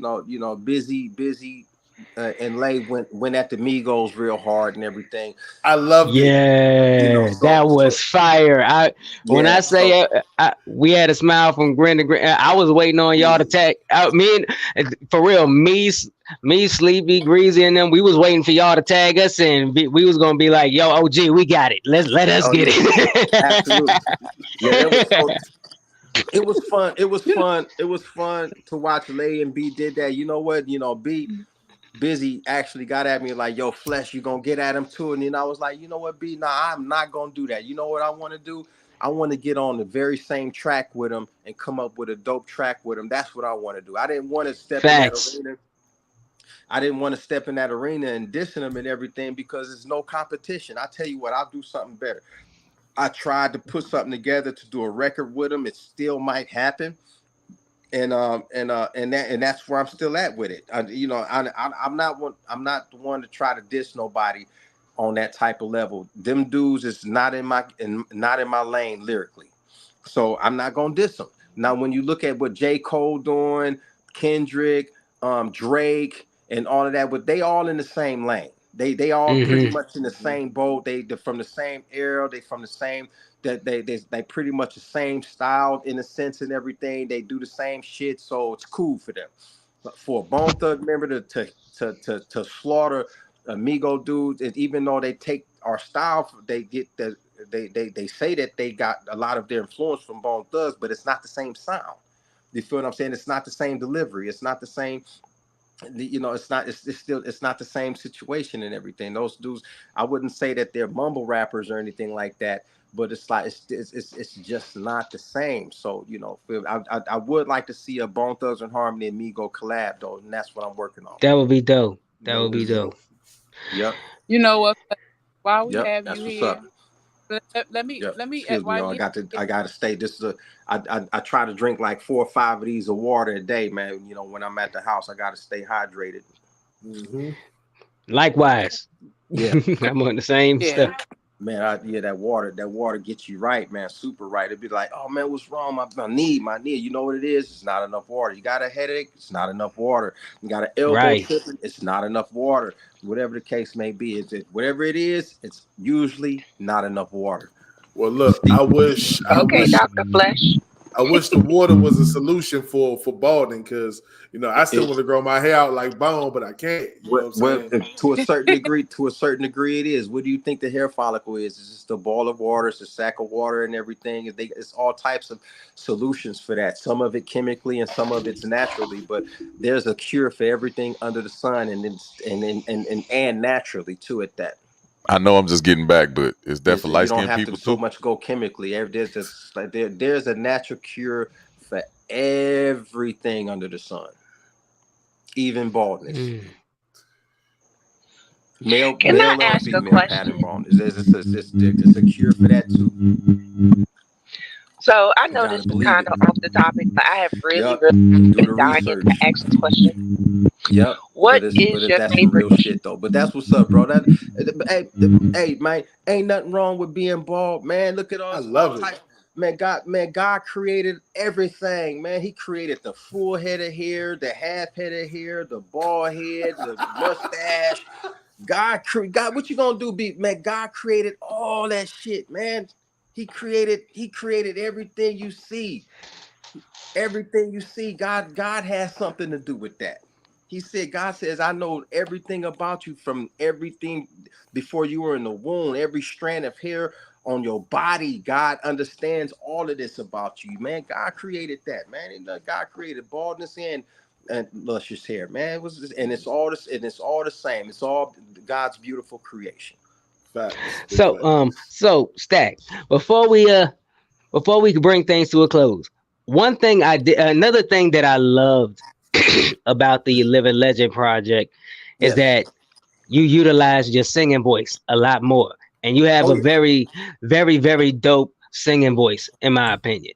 So on the vocalist side, who are some of your favorite vocalists that inspired you personally to sharpen your harmonies? Well, you know what, bro?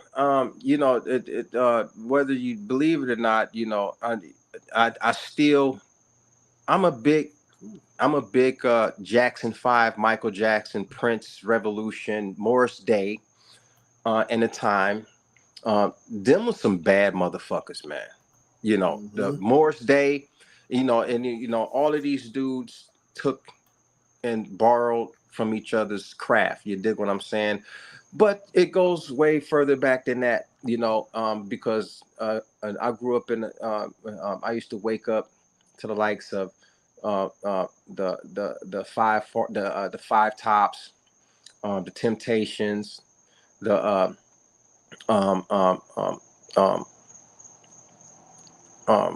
it's just so many of them. You feel what I'm saying?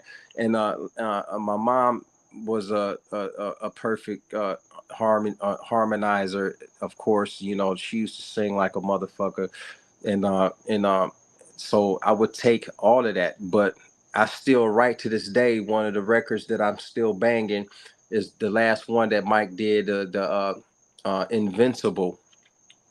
Classic. The One of my Invincible, favorites. man, that shit bang like a motherfucker, don't it? Bruh, it does. So I take that. I listen to a lot of Mike's oldies, especially when they were the Jackson 5, the little group. You feel what I'm saying? I take that and I just, and I just let it play. And that harmony, no matter how much of a tongue twister that I think I might be, bro, I still got to break out into song one way or the other, man. It's just by nature. You feel what I'm saying? So I try to bring that rhythm. I try to bring that harmony in most of what I do. And even though I'm trying to rip that tongue real good. Yes, indeed, man. And that song on their way up definitely shows that. That was one of my favorites because you went full throttle. I felt like I was 11 years old listening to you again. I'm like, ah. Oh yeah, I got. Yeah, I'm coming with a lot of it. On the chopper side. That's one of the things that I've been trying to get off into a little bit more is the chopper. You know what I'm saying? That straight up chopper style, tongue twist style and everything. But it's just by nature habit that, man, I just, for some reason, man, I'm just finished start. I just feel like singing on this. I just feel like singing today. You know what I'm saying? Got it. Yes, sir. I'm just gonna sing today. You know what I'm saying? And then slow it down a little bit and just break some harmonies out and everything.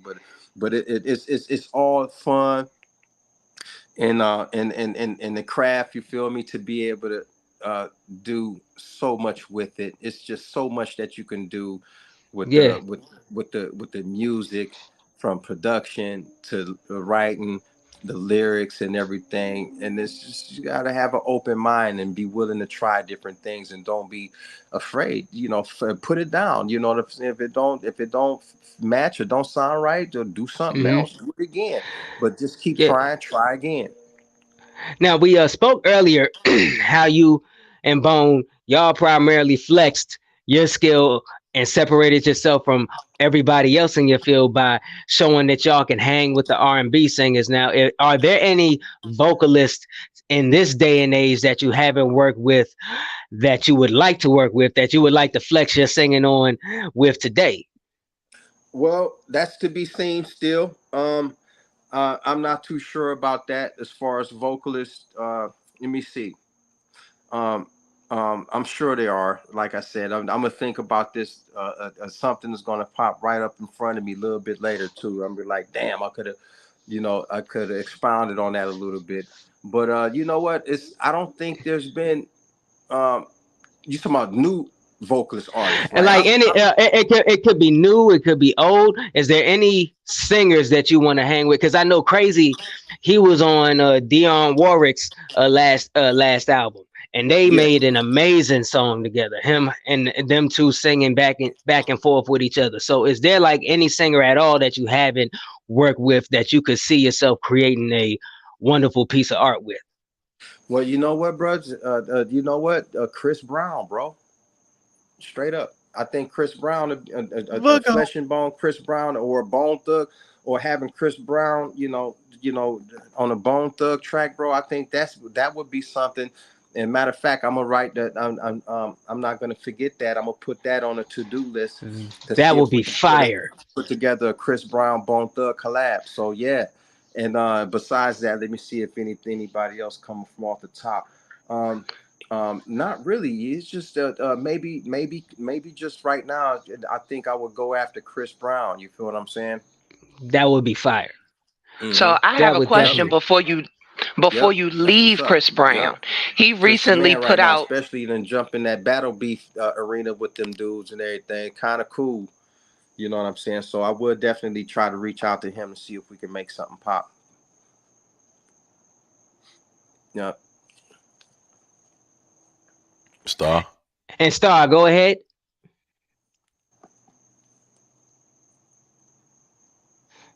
My mic acting up. There you go. We hear you now. Okay, my mic was acting up. Actually, you partially answered what I was getting ready to ask. I was going to ask you before you got off of Chris Brown. Can y'all hear me? No volume up. Yeah, you probably got to turn the mic. Just talk a little bit louder. That's all. Just talk a little louder. Okay. Okay. Can you hear me now? Is that better? Damn, I can't hear him at all. Okay, quick. Oh, yeah, he said he can't hear you. Might need to go out and come back in. No, yeah, I can't. I couldn't hear none of that. So just Can y'all hear no, go ahead. Yeah, we can hear you. on Star, okay? Because I'm tired of these games that keep playing with the damn internet. Excuse me. No, you can Flesh. hear it quick, but I can't. Oh, You you can't can't. hear? You can't. Oh, Dang. Oh, I so can't he hear. can't hear you. No, I can't hear it quick. Her volume is not coming through on my end. All right, can you hear me though, big homie? Yeah, I can hear you. All right, so wow.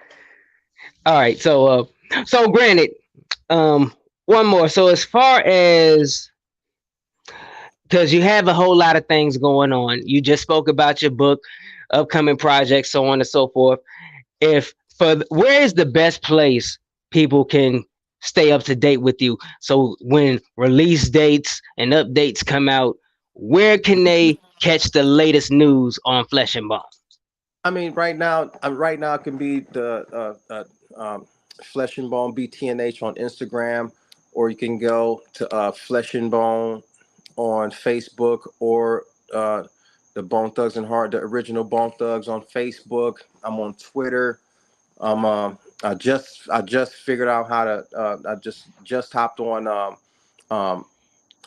TikTok. So but the most accessible one that to check out maybe would be the Instagram. I'm just not figuring out all the kinks and the nicks and knacks, and as far as that app is concerned, and starting to be a little bit more active on social media. So definitely Flesh and Bone BTNH on Instagram, and then you can still catch me on my Facebook page, and that's Flesh and Bone on Facebook.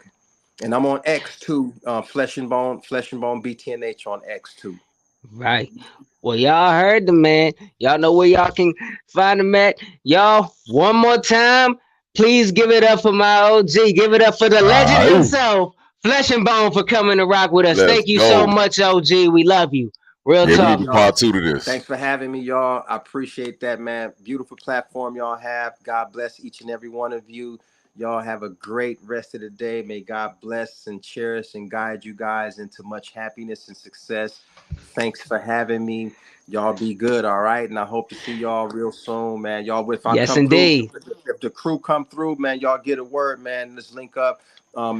We stay on tour, and we always coming through a city near you somewhere. So let me know. Yeah. Send a word. I can get y'all in there, man. Y'all come check out, man, and get the Bone Thug experience live, man. Come on, well, OG, you already know. Anytime you in the town, I'm pulling up. So next time I pull up, I'm bringing the crew with me. How about that? Let's go. That got you. Bring them through. Let's do it. Got it. Yes, do. Flesh and Bone, everybody. I love y'all. I don't know. So the only vocals that I can hear is yours. Everybody, I can't hear y'all, but I love y'all. Quick, y'all come through. Okay. I appreciate. Thanks for having me. I got you, OG. Most deaf. 100%. All right. Yes, indeed. Much love. That was the legend, Flesh and Bone, Bone Thugs and Harmony, everybody. Led. Yeah. Woo! Man. Look, I bet y'all can hear us now, huh? Can we do a mic check? No. Let's do a mic check. Can y'all hear me? Yeah. You hear me? Yeah. I can hear you. I can hear you. Star and Phoenix could not ask our question the whole time. Behind the scenes nonsense because I was. Yes, I was like, what? I don't appreciate it. Hey, listen, shout out to the legendary Cleo's Kitchen. If y'all haven't been paying attention, Cleo's Kitchen. Yeah. Pay attention. You got people watching. Yes, indeed. Y'all. Shouts out. Shouts out. Shout out. Hey, Cleo, if you still on here, you out of Nashville, right? I just wanted to double check. Yeah. Well, but y'all heard it here first. Y'all come to a Bone. Y'all come to a Bone show in DC, and anywhere in the DMV. Y'all not just gonna see K Quick this time. Y'all will see my No Filter Squadron with me. So, and you heard that from my OG, straight from his mouth. So yeah. So we got some new faces watching. We appreciate y'all for tuning in. But if you don't know, we got a little bit of time, and guess what happens? This is when shit just goes a little bit down here. So, I got a question for y'all.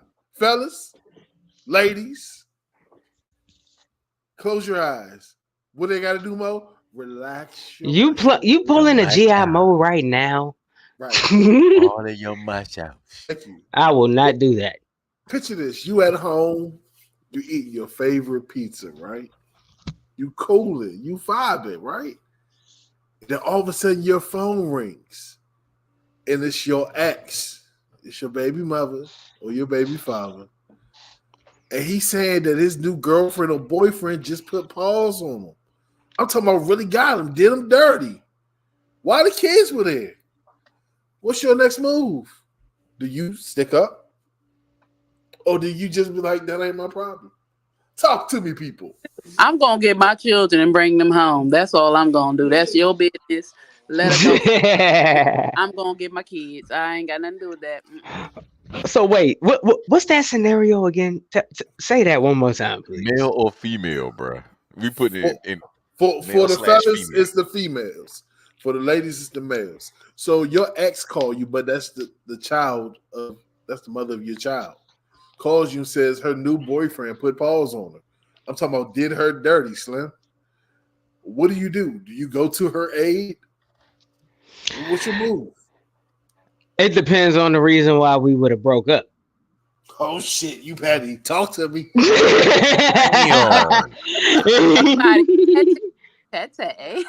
Nah, I'm playing. Look, quick. But you probably but like, no, nope, for real. you broke my heart. But no, for real. That at the end of the day, that still would be the mother of my child, you know. And I'm not gonna let my child's mother get hurt, you know. So my any personal feelings I may have, I'm going to set aside. If it's something dire, like I feel like her life is in danger. I mean, it's already a problem that her man's putting her hands on her, but like I got to think about whatever child we have together. I'm not gonna let my child be without a mother. Oh, ain't you sweet? Oh man.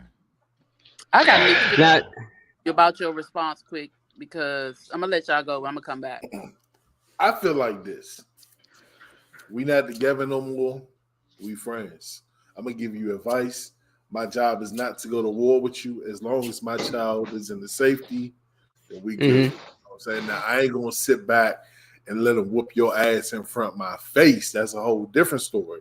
But facts. if you calling me afterwards and be like, yo, he just whooped my ass, hey, I need you. Nah, that's your man. That's your problem. You know what I'm saying? Now, if he put hands on my child, That makes sense, yeah. then that's a whole different story.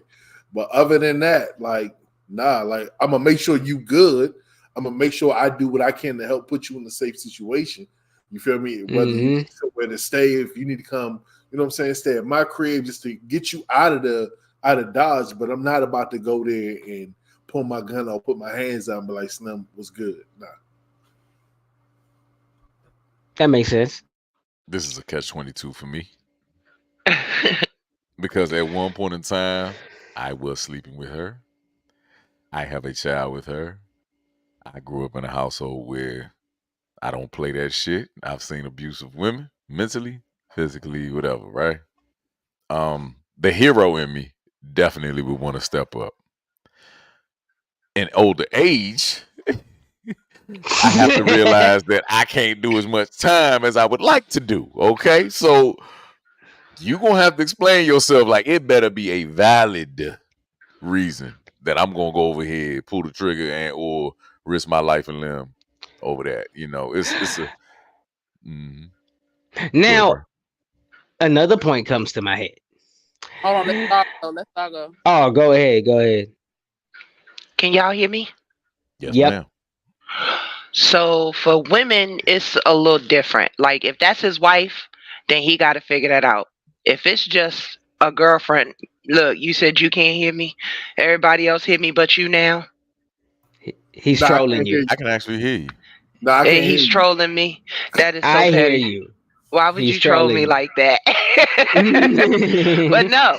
So like if it's just a girlfriend, I'm not gonna lie to y'all. Even if I, got beef with him, I would beat her up. simply because women tend to go too far. Once they start putting their hands on men and it goes unchecked, she start feeling like she can do that all the time. And I don't want my kids to see that. I want my kids to feel like, okay, mommy and daddy not together, but they still, you know what I'm saying, for my safety. But make no mistake about it. After I leave, after my baby is not in earshot, I'm gonna clown his ass, because how you getting beat up by a girl? I'm just saying, that's just my honest opinion about it. Hold Sorry. on. So I hold on quick. Reason why I said what I said, there's a lot of men that get killed off of that. So that no. The one that the like I said, my children, I will come get my kids. You deal with that. There are men that get killed, there are women that get killed. You say you gonna fight that. I ain't fighting that broad. As long as she put her hands on my children, I'm good. If you put your hands on my children, I'm gonna have to whoop your ass. Point blank. But an adult, a couple adult, no. I'm not gonna fight. No. You know what's fucked up? I find that in the heat of the moment, when people react off of that, all they hear is they put their hands on me. You know what I'm saying? They hear about the aftermath. Nobody ever asks why. Facts. Yeah, that's facts. And also, and not justifying any type of domestic violence whatsoever. Let me just put that out there. But and think about that. You know your ex, right? They're definitely. Now, to kind of piggyback off that, so if an ex is calling me because her man's currently is putting his hands on her, if I go over there and I do something, eventually one of us is going to get arrested. So my opinion, so my question is, all right, you just got beat up by your mans. Why didn't you call the police? What you call me first for? Why am I what you want me to do that the police can't do for you? I mean, and you're a woman, they're gonna be there quick, fast, in a hurry. That part. 9 times out of 10, if she call you, bro, y'all still fucking. That's just let's just be honest, bro. You still getting the cookies. You hear me? Because she still feels like you have to protect her. And you can roll your eyes all you want, Star. I saw that. Finally, I got to see your ass react. And I'm telling you now, that shit is the truth.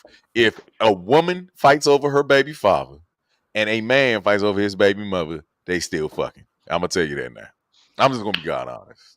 Negative. That's why I made sure in my explanation to put out the fact that I want my kids to see, okay, mommy and daddy still gets along.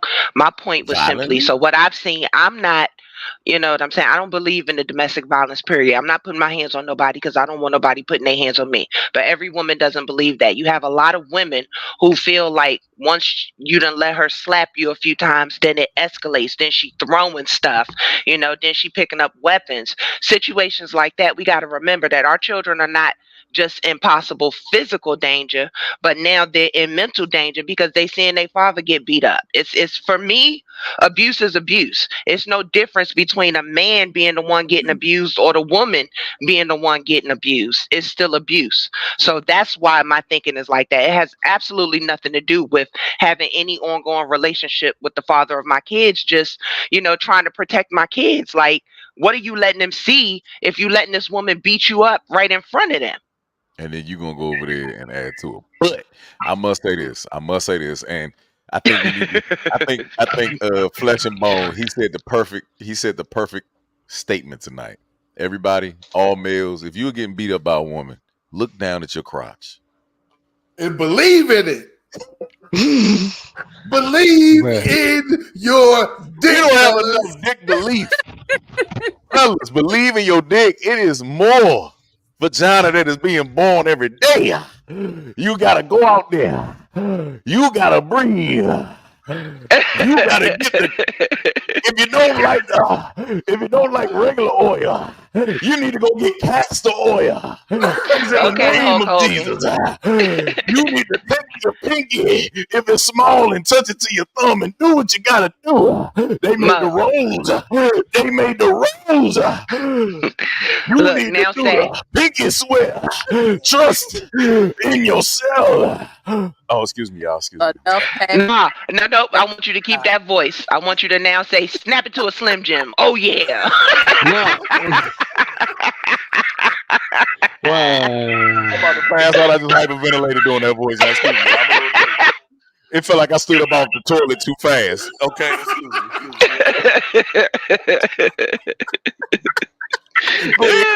Lord. Yo. Hey, So that's a real question. Now, since you said that, have you ever got lightheaded while taking the shit? what are we? How did we get here? Rock,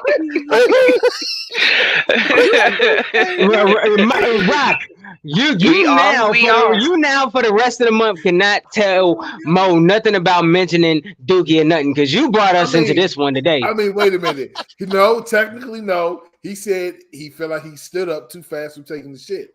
So then I said, okay, well, have you ever? So I guess my question, quick, was a follow-up. Have you ever got dizzy while taking the shit? We're waiting. Y'all gonna just have to wait. Oh, I know he had the tingly toes. Everybody had the Put him in the back. Oh, get out of here. Yeah. Hold on, the tingly toes, bro. Hey, Yeah. I know what you're talking about. What are the tingly toes, bro? When you sit down too long, your elbows, you playing the game, watching the video on YouTube, and your elbows are at the top of your knees, and it's applying pressure to the bottom of your kneecaps and the back of the kneecaps. That ilioperitoneal, I think that's what it's called. That soft skin back there that's ticklish by most people's standard for you freaks. But yeah, I think that's it right there. I got a question for y'all men. Since us women is always complaining to y'all about not putting the damn toilet seat down, have you ever got up in the middle of the night and went to use the bathroom and you fell in from leaving the toilet seat up? No, because we do something that y'all don't. We look before we sit. You look, you sit. Look, sit. I saw my sister fall in the toilet, bro, in front of the family. Literally. I don't know where women get the sheer confidence that I'ma just go in the dark. Y'all don't even turn the light on half the time. Y'all just expect not to be in that water. Y'all just expected to be there. Bro, I'm checking for suspected criminals that might be hiding behind my shower curtain. I watch enough Freddy Krueger movies that I don't walk into any fucking bathroom unarmed. Like at the end of the day, we can boil this down. Y'all falling into the toilet is just purely y'all own negligence. Because you got to look. Women are confident. No. Too It's confident. their confidence. It's their cockiness and their confidence. So the now that toilet they've seat said that, being up is look for them to think that the toilet seat is always down just for their asses. Is a level of confidence that I have never seen before a day in my life. Hey, hold on, look. the He month said of May is first. National Push a Man into the Toilet. Hold on, he said we look first, especially for toilet paper first. Yeah, right. You're gonna take that dirty shower. You're gonna take y'all that just yeah. So literally, y'all are too. Y'all need to. Y'all need to humble yourselves, low key. Y'all are too confident that that toilet seat is down each time. That's why y'all gonna be. That's why y'all gonna be backstroking for life. Wait a minute, quick. I can't. I gotta be the gentleman because I was raised by a woman, and I learned very early to put the toilet seat down. You feel me? My mother took a couple backstrokes on me. You know what I'm saying? And I can tell you like this: no woman loves a wet ass that's wet with toilet water. No, you get the most lethal smacks and curse outs every time. You know what I'm saying? So yeah, I always zip it, flip it. You dig what I'm saying? Get the fuck out of there. I learned that shit. But to answer your question in a nutshell, no, we don't. Because we before we sit. Ladies, he gonna keep on talking shit. So I now officially declared the month of May National Push That Nigga in the Toilet Month. He talking too much shit. Hold on, let them feel what we feel. Hold on, does the hit dog holler? No, There's a caveat to this. I listen. I have a house full of men, so naturally, of course, I'm gonna teach them put that damn toilet seat down. So no, I have not had to deal with that as of late. I'm gonna be in cahoots with one of them. We gonna leave the toilet seat up one day. And you want to know what, Star? Hold on, I'm y'all. Huh? There's no way to use the bathroom for that toilet seat. Ask me how I know. I have not. I sure Oh, I You took a whole bath. no. No. What I did was I was running to the bathroom because I had to pee, as women did. And I realized, like, sat down before I don't have a little body, okay? So my hips and stuff saved me from falling in the Did it split your cheeks? Did you get a little split in your ass or something like that? Like, because if your hips hit the side, now listen. Dr. Phil, I'm was trying to there listen to this. what he's trying to ask, was there a bigger draft than normal? First and foremost, Toilet seat ass. If it hit the sides, it's got to spread open more to stop you. Basically, but it was so uncomfortable, and I had to take a shower because my butt was on the rim. But it has happened, and I No. I'm gonna cut you off right there. What is so egregious about the rim of the toilet instead of the seat of the toilet? Because the pee, like, okay, so a lot of people don't know. Like, of course, y'all get pee down there. Sometimes we splash too. Sometimes it can get. Yeah, it can happen. So I teach my girls to check under the seat too, just like I teach my boys, because sometimes we splash too. So you just never know. Always lift that toilet seat, ladies. You never know what's up under there. Make sure you clean your toilet. I clean my toilet all the time. That's aggressive woman pee. No, it's not, because sometimes it just depends. So when you on your sometimes things flow like just all over the place. Just always lift the toilet seat up, ladies. Y'all be dropping cherry bombs and shit. But it's do that. It happens. Women do it. Y'all do it more often. But it's something Raspberry Parade. That cover is not. Once the seat is up, there's no safety. So you gotta. Bro, wrong song is "She's My Cherry Pie." Sweet my God. Pie. I can't imagine, fellas. Could you imagine bleeding from your dick? Yeah. Oh my God. Let's not talk about that. I had to do that. Y'all just wouldn't make it. Well, like, for one, if we had to get like, it would be kind of like it looked like a shower cap. Or like a shower cap mixed with a hollow corn dog or something. You had one of these stones in the front of your drawers. Oh, that's fucked up. Oh, my bad. Kidney stones does it.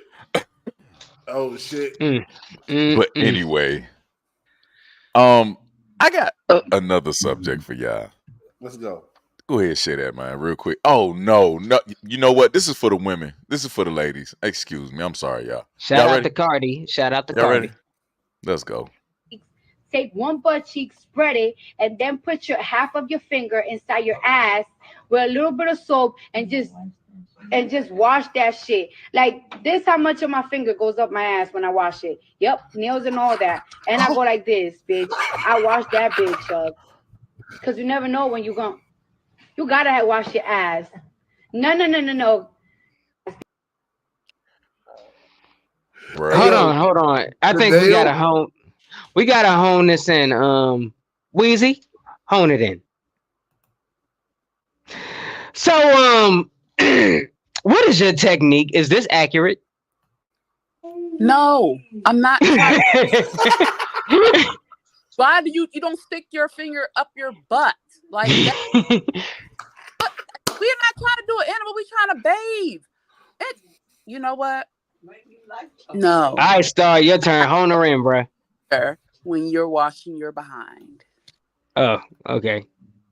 Hone her in. So, you get on my damn nerve. All right. No.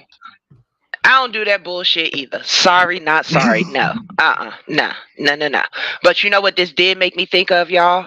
All the men online right now that's having conversations saying that BBLs stink. They say having sex with a woman with a BBL is a totally different experience because they always smell. I wouldn't know. Yeah, I've I'm seen- gonna need a reference smell. What do they smell like? Do they smell like motor oil? They Socks. smell like do they smell like an inflated balloon? What they smell like? Day old tuna fish. They Oh, didn't God. go that deep into it. They just said that BBLs stink really badly. There's levels to stink. They got to be more descriptive. Listen, this is Hold what on, wait they a said. minute, I ain't wait a never minute, smelled a Wait a BBL. minute, Oh wait a my minute. gosh, I'm so embarrassed right now. She said you only stick your finger in your butt if you're constipated. On some Bobby and Whitney. All right. Good night, y'all. I'm out. Oh shit! Wait a minute, quick. Quick about to go practice. Oh, Yes. woman gotta walk off. No. When he finally get back, you hone his ass in so he can answer that question. I got a question. I want to know, does she help him when he's constipated? You know what I'm saying? That's a whole. Or is it Fecal the other way impaction. around? A fecal impaction. That's the fecal nieces impaction. all the way live tonight. She laughing her ass off right now. In the comment section. Let's go. Don't be in there choking that woman quick. Look. Quick walk to the house and say, "Hey, babe, look." He's like, hey, what are you doing? But my thing is this: like the crazy part is, she probably uses her pointer finger, which is the same finger she scratches her nose with. I'm talking about Cardi B. She scratches her nose with. She scratches her head. She picks the shit out of her teeth with. Can you see where I'm going? Like, Ew. there's possibility that there's shit crumbs. In the words of my daughter, there's booty flakes in her mouth. Like that's bad. Ew. Not in any circumstance, stick your finger anywhere when you are baby. Okay, you don't need to stick it in your vagina. You don't need to stick it in your butthole. Okay, just don't. And if you stick soap up your butt, that's like an enema. Then So why you do they make douches?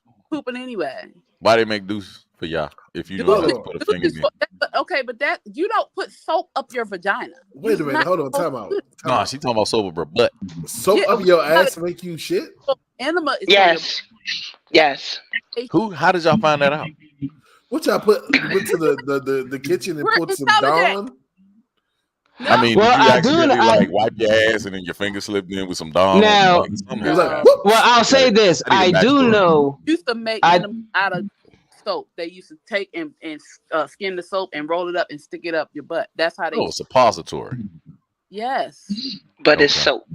Yeah, but it's soap. So what are you doing? I mean, Lubing your don't they do- insides? Activate. That's the same thing they do with colonics too, though. Don't they like shoot water or something in you? Oh, Yeah, that's an then- asshole power wash. That's what they call it. Yeah, I've had that done. I had that done about 5 times. I right before can't. marriage. You got your ass in a power wash, bro? Yeah, by a female over there on 8th Street Southwest. Yes, I Did it have tickle, had her. bro? No, it sucks. Seeing your doo-doo come out in a spout is crazy, bro. Getting flushed out. Ew. Yeah. I had it happen. I was committed. I said I was going to do this. I wanted my stomach flat. You know what I'm saying? It works. But you just got to get over a person grabbing your butt cheeks and talking to you at the same time as they're flushing your butthole out. Spreading them. So, did you see the Lakers got eliminated, huh? No, she's Caribbean. She's Caribbean. She ain't talking that type of shit. She's different. She's different. Oh, She's you- going to ask you about your aura and all that shit while you getting something shoved in your butt, bruh.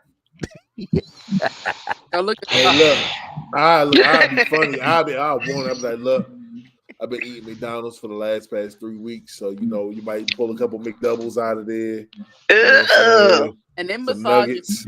don't they? While they doing it. You're supposed to eat light before you do it, bro. Don't eat fucking steak right before you do it. You're supposed to be. Oh leading no, up nigga! with I'm gonna make them something, do bro. their job, nigga. You know, Don't be reckless, bro. Ew. fuck that, nigga. I'm going to the buffet, nigga. Hibachi, bro.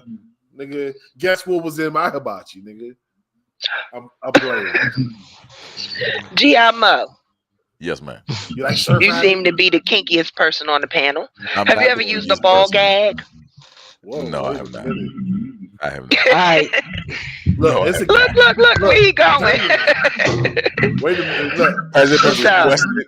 Has it been requested for me to use on a woman? Yes, but have I done it? No. I'm too scared of charges and cases and shit. So no. look. Yeah. The I'm point is simply, Go So ahead. y'all know that I'm in a social club. My Mhm. club sisters decided to buy me one as a gag gift. Now, truth be told, I never seen one in real life in person. So I'm reading the little label. Do you know there's a warning that it can cause cancer on it? Yeah. Hell I yeah. never knew that. Why would somebody want to put something in their mouth that can cause them cancer? You said what, Weez? The materials is they have to put the one. Sounds like we're gonna have to make our own, fellas. It's called I Why never would nunchucks, knew. damn they? it.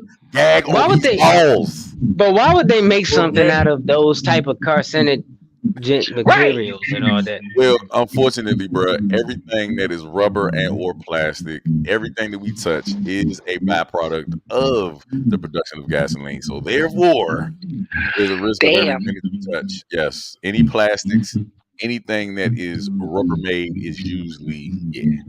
well, guess what? I'm going back to chopsticks. Now, speaking of chopsticks, I want to tell you some ignorant shit. Well, they say it was ignorant. You know what I'm saying? My brother Mo said it was. You know what I'm saying? I was just a frustrated guy. So we went out to eat. You know what I'm saying? All these great people took me out to eat for my birthday. And can you hear me? Yeah. Yeah, we can hear you. I'm just So, saying, you fuck know, you inside. Good. oh, Fuck okay. you. So we went out to eat and I had a great time. You know what I'm saying? It was Korean barbecue. We cooked the food in front of us. You know what I'm saying? We had Chef Howie and Chef Stacks on our side, so everybody's using chopsticks. Now Stacks cheated. Stacks rolled his chopsticks up in a napkin and made tongs out of them. So I didn't respect his chopsticking. Okay. So me, being the fat boy that I am, I was trying. I got frustrated. And I said, "Excuse me, sir. Can I get a fork?" And this nigga went and got me not one fork, but 8 fucking forks. And I'm trying to pass them out on my side, and everybody just looking at me like, "Nigga, wrong place, By wrong." yourself. So I proudly picked up the little ladle, scooped it up with some broth, took my noodles and mixed the technique of the Italians and turned my noodles inside the broth and ate my shit that way. And the only person that noticed that shit was Stacks. And he kind of told me about myself in the most funniest way. But fuck it. I can't use chopsticks. You know, like Why can't you? I get I'm pretty good at it. Now, see, this is my theory, and I'm not, and this is just a joke. I think this is how they stay skinny. Because imagine you try to keep picking up rice with chopsticks. After a No, while, that's true. you gonna keep That's dropping actually that true. shit, and you gonna say, "Fuck it, I don't want to eat no more." Well, Okay. actually, it's actually pretty easy to eat rice with chopsticks because the rice is actually pretty chunky, you know, because it's not soupy or anything. So when they put the rice on there, it kind of breaks off into chunks, and it's easy to grab with chopsticks. I've done it before. Well, Unless guess you are a what? sumo wrestler. Sumo wrestlers, they actually take the bowl to their face and just scoop it out with That the that is my chopsticks. method. That's But my I method. will admit, using chopsticks makes me slow down eating. I'm ex-military, so I'm used to eating like that. You major pain your stuff. Exactly. The first person that sits down out of 81 people, if you're the last person to chow, you better hurry up and eat. So I'm so used to eating so fast that it caused a lot of indigestion throughout my life, and then I finally slow down once I grab chopsticks. I keep them. I have custom made chopsticks in my house. Like I do Right. this. You know what I mean? My thought was so dirty. Put me in the back. I gotta go. No, good. you better say. guess No, what? no. Hold on, Put hold it on, back hold on. there. Put it in the front. Yep. Put it in the front. All right, well, fine. Don't say it. You say I so. was simply going to remind Mo that, you know, for our female viewers, they might want to know that you don't eat everything that fast. You know, being a military man and all. Mm-hmm. Listen. Now, the only Put thing him to that I the can front so take he my can answer time that with, question. the only thing I can take my time with that I don't have ever eaten is oysters. Mountain And all oysters. fellas understand that oysters, and Mountain even oysters. the gay women, they understand that when they offer a woman oysters, it means something subliminal, right? So the only thing that men do right is eat oysters and jello out of a cup without a spoon. Yeah, you gotta see. This is what you do, ladies. Okay, all right. I'm gonna give y'all a dating tip. Whenever you go out on a date, be a little hood. You know, get some jello cups. Make sure you don't have no spoons available. Now he gonna judge you at first. He gonna be like, "What the fuck do you mean? You don't have no spoons. You got children. You got all this shit going on, nigga. You got some spoons." You be like, "Nope, they all dirty." Okay, and watch him eat the Jello out the cup. Give a man a Jello shot and watch us work our magic. We gonna get that. We gonna get that shit up out of there. You hear me? Yes. Thank you. See, bruh, he understands. See, For the record, he understand. I drink my applesauce. Why don't you just fucking Y'all just? different. No, you take the Do you cup like pulp in your orange juice, around bruh? the Yeah, it's pretty good. It's not bad. Either or. To be honest, I don't even buy orange juice no more because after I got myself a juicer and started making my own, it doesn't taste the same. There's nothing like that freshly made orange juice. It hit different, bro. Sunny Delight is garbage. Oh yeah. Wait a minute. That's Wait a out. minute. Who the fuck? That Bruh, is- Sunny Delight? I say, look. I say that now because, like I said, with some things, with foods and all this stuff, I'm starting to get a little bougie. I would have never said that had I not made my own orange juice with this juicer and tasted the fresh citrus. Oh, I was the same thing about Eggos. I used to love Eggos until I got me a waffle iron. yeah. Shout Now I out. won't touch them. First of all, flag on the play. Who the fuck drinks Sunny Delight? Nobody. Bruh. They don't even call it Sunny Delight. They call it Sunny D. It sounds I like mean, a light but skin bruh, thing. I used to drink. We used to have it in the house all the time So hold coming on. up. So look, That let me was the tell you like orange juice. Let me say it like this. Yachty. That shit is nasty as fuck. Like, what the fuck? Like, that shit is genetically mutated orange juice. That was Hold on. literally the orange juice that Hold my on. folks had got. Hey, bruh, y'all Yeah. was talking, but you did not see Star do this when she said, when I mentioned pulp, right? So we all know who doesn't like semen. There's nothing going on. Hold that. I'm so Once glad again, this guy. I'm about to say, "Oh, I love the pulp," and he your ass come. Hey, look at you. Hey, what did they say in the Listen, army? family. Adapt and overcome. Shawnee over here.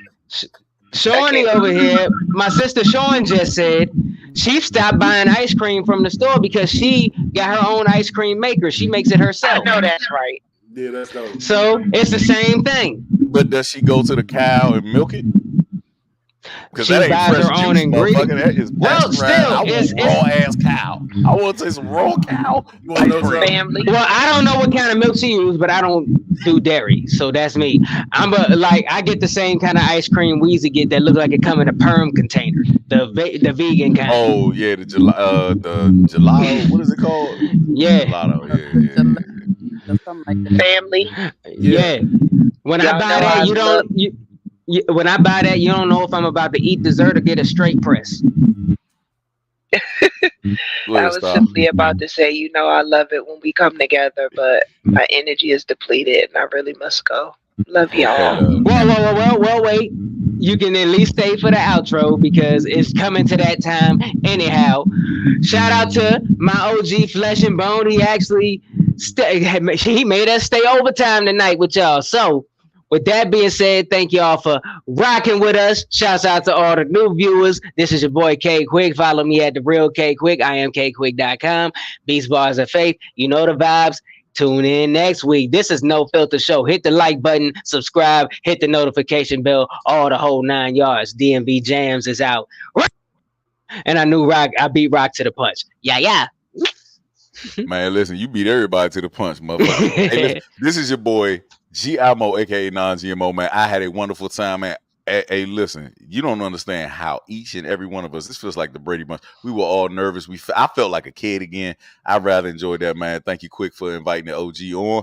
And naturally, you can find me on all platforms at g.i.moe. I love y'all. Be safe. Star, go ahead, honey, so you can go. Okay, I am your girl Just Star. I am your extraterrestrial diva, and tonight I'm going to say something different. It is time to give my pillow some head and my bed some ass. Mwah. Put that on a shirt That's gonna be a good night. I see. I am the blue. and wear that. I am the Blue Phoenix, you guys. I want to say from all of us, Flesh, thank you so much for coming on. Thank you for sharing us and being vulnerable, for allowing us to ask you questions and just opening up and being the dope dude that you are. We want to wish you well in all your and all your ventures. And we just thank you so much, and congratulations from us first on your book coming out. It's gonna be successful. Yes, indeed. At the Blue Phoenix Hills, everywhere here with these beautiful, lovely people at Thursday. All right. Well, how do you follow up a bed orgy and some healing?